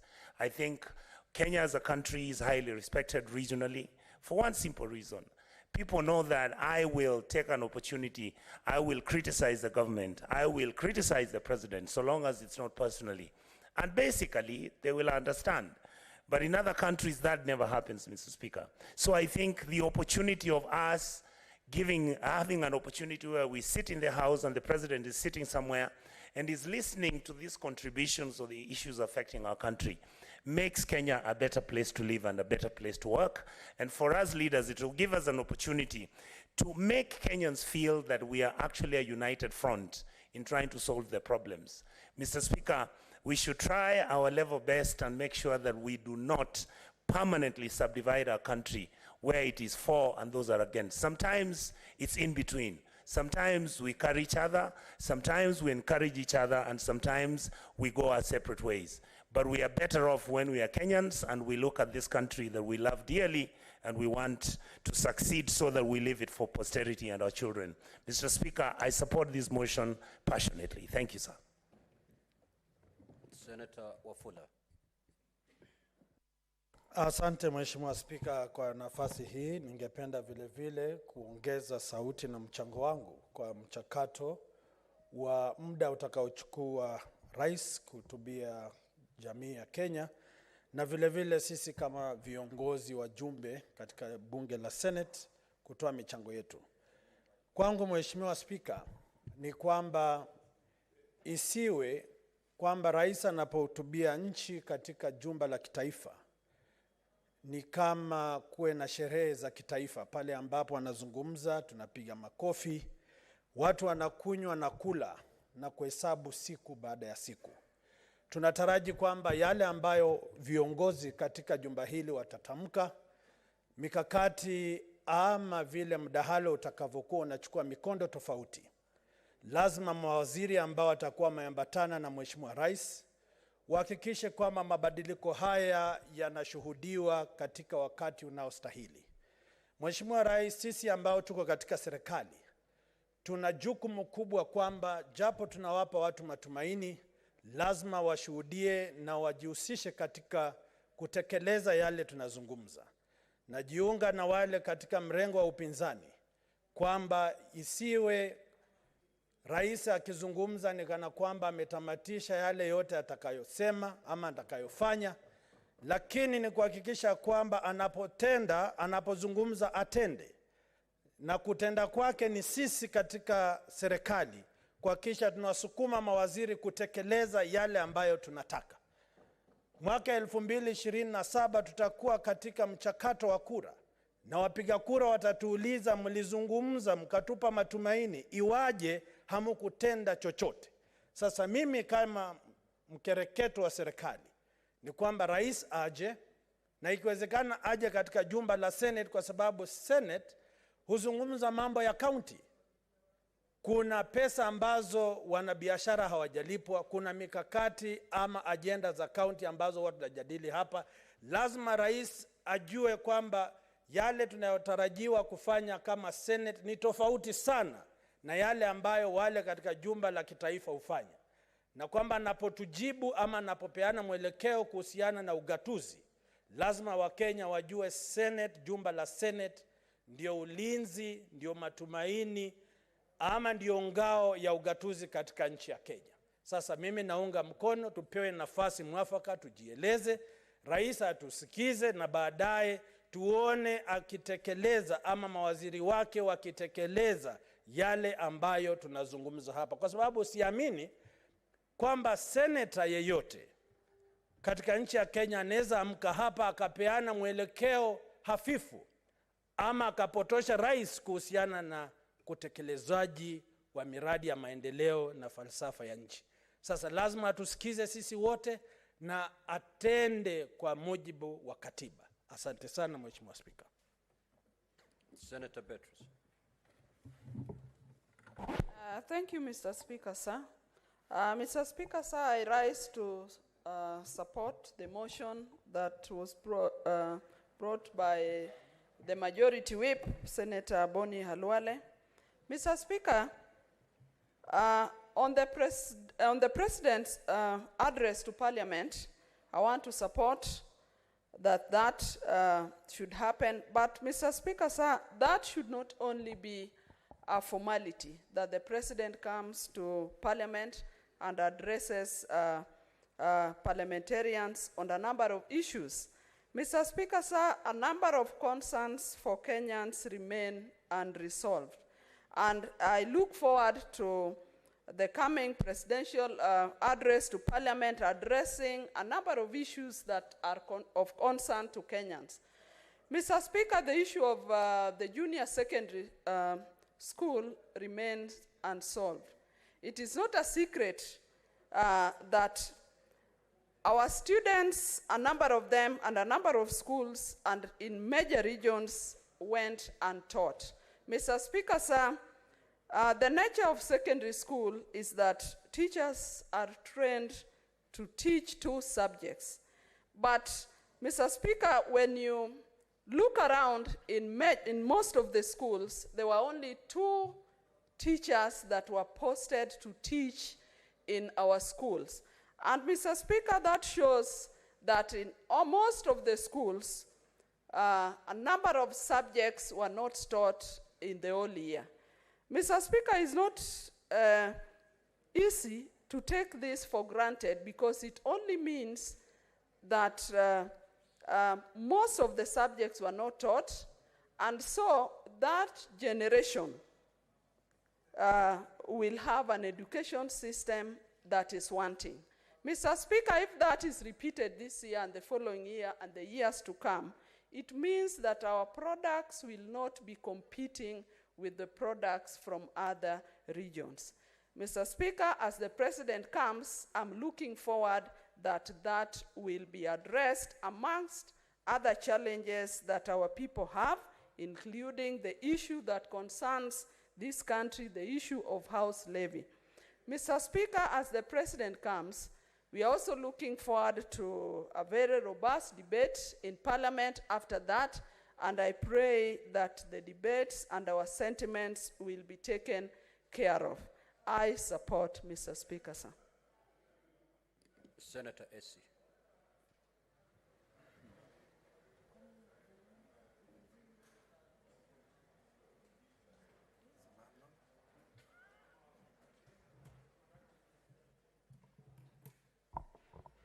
Thank you, Mr. Speaker. I want to support this motion, yes. The President, being a representative of the people, is actually a very integral symbol for Parliament also. Mr. Speaker, in as much as this is a platform for the President to articulate his agenda and communicate what his intentions to the country are, I don't think it should be more about the debating. On that, I want to slightly deviate, Because in as much as we debate very well on some of these issues, if action is not followed thereafter, then it becomes more of a praise and worship agenda, Mr. Speaker, which will not steer this country forward. Mr. Speaker, this is an opportunity for government to articulate what their agenda is, and I do not even understand why some of our cabinet secretaries have been shying off from coming here and articulating the agenda they have, or rather how they are sorting some of the issues we are saying. Just like Senator Beatrice has mentioned the issue of JSS teachers. The other time before we went for recess, I raised a statement inquiring from TSC on the career progression of those people, and the response given back to me was focusing on retired teachers, which I saw was an attempt to dodge the question I was raising. Several thousands of young people watching this engagement this morning are actually looking forward to this house to address some of those issues facing them. So, Mr. Speaker, the President will come and guide us here very well. We are ambassadors of what our administration is doing, but we have a burden of responsibility to also ensure we actualize whatever promises we gave to our people. And I weep for young people, because if sincerely education is the key, then why do we make it so difficult for people who have gone to school? The other time I saw a report by EACC mentioning of people with forged academic papers. We have so many young people lying out there with very good qualifications. Some of them are even going to the graves with unfulfilled dreams, Mr. Speaker. So yes, we are going to support the President articulating his agenda here. In this case, if I actually mention, our President, Dr. William Ruto, has been on the forefront defending what his agenda is, in as much as I take note that we have our own share of challenges, but we as legislators, this shouldn't be a platform of competing to see who's doing what best. This is an opportunity for we to bring our brains together, regardless of whatever political side you are in, so that we tackle the challenges that are facing this country jointly, Mr. Speaker. I beg to support that motion with those remarks. Thank you. Senator Asige Crystal.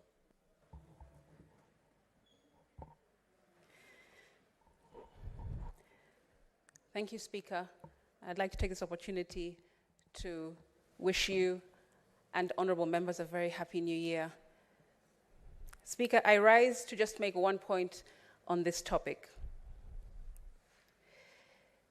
When the President comes and makes his address to parliamentarians twice so far, the Parliament grounds is always alight with activities. It's buzzing with preparations being made to receive the President and his delegation, and parliamentarians who are very keen to hear the agenda that he will set forth.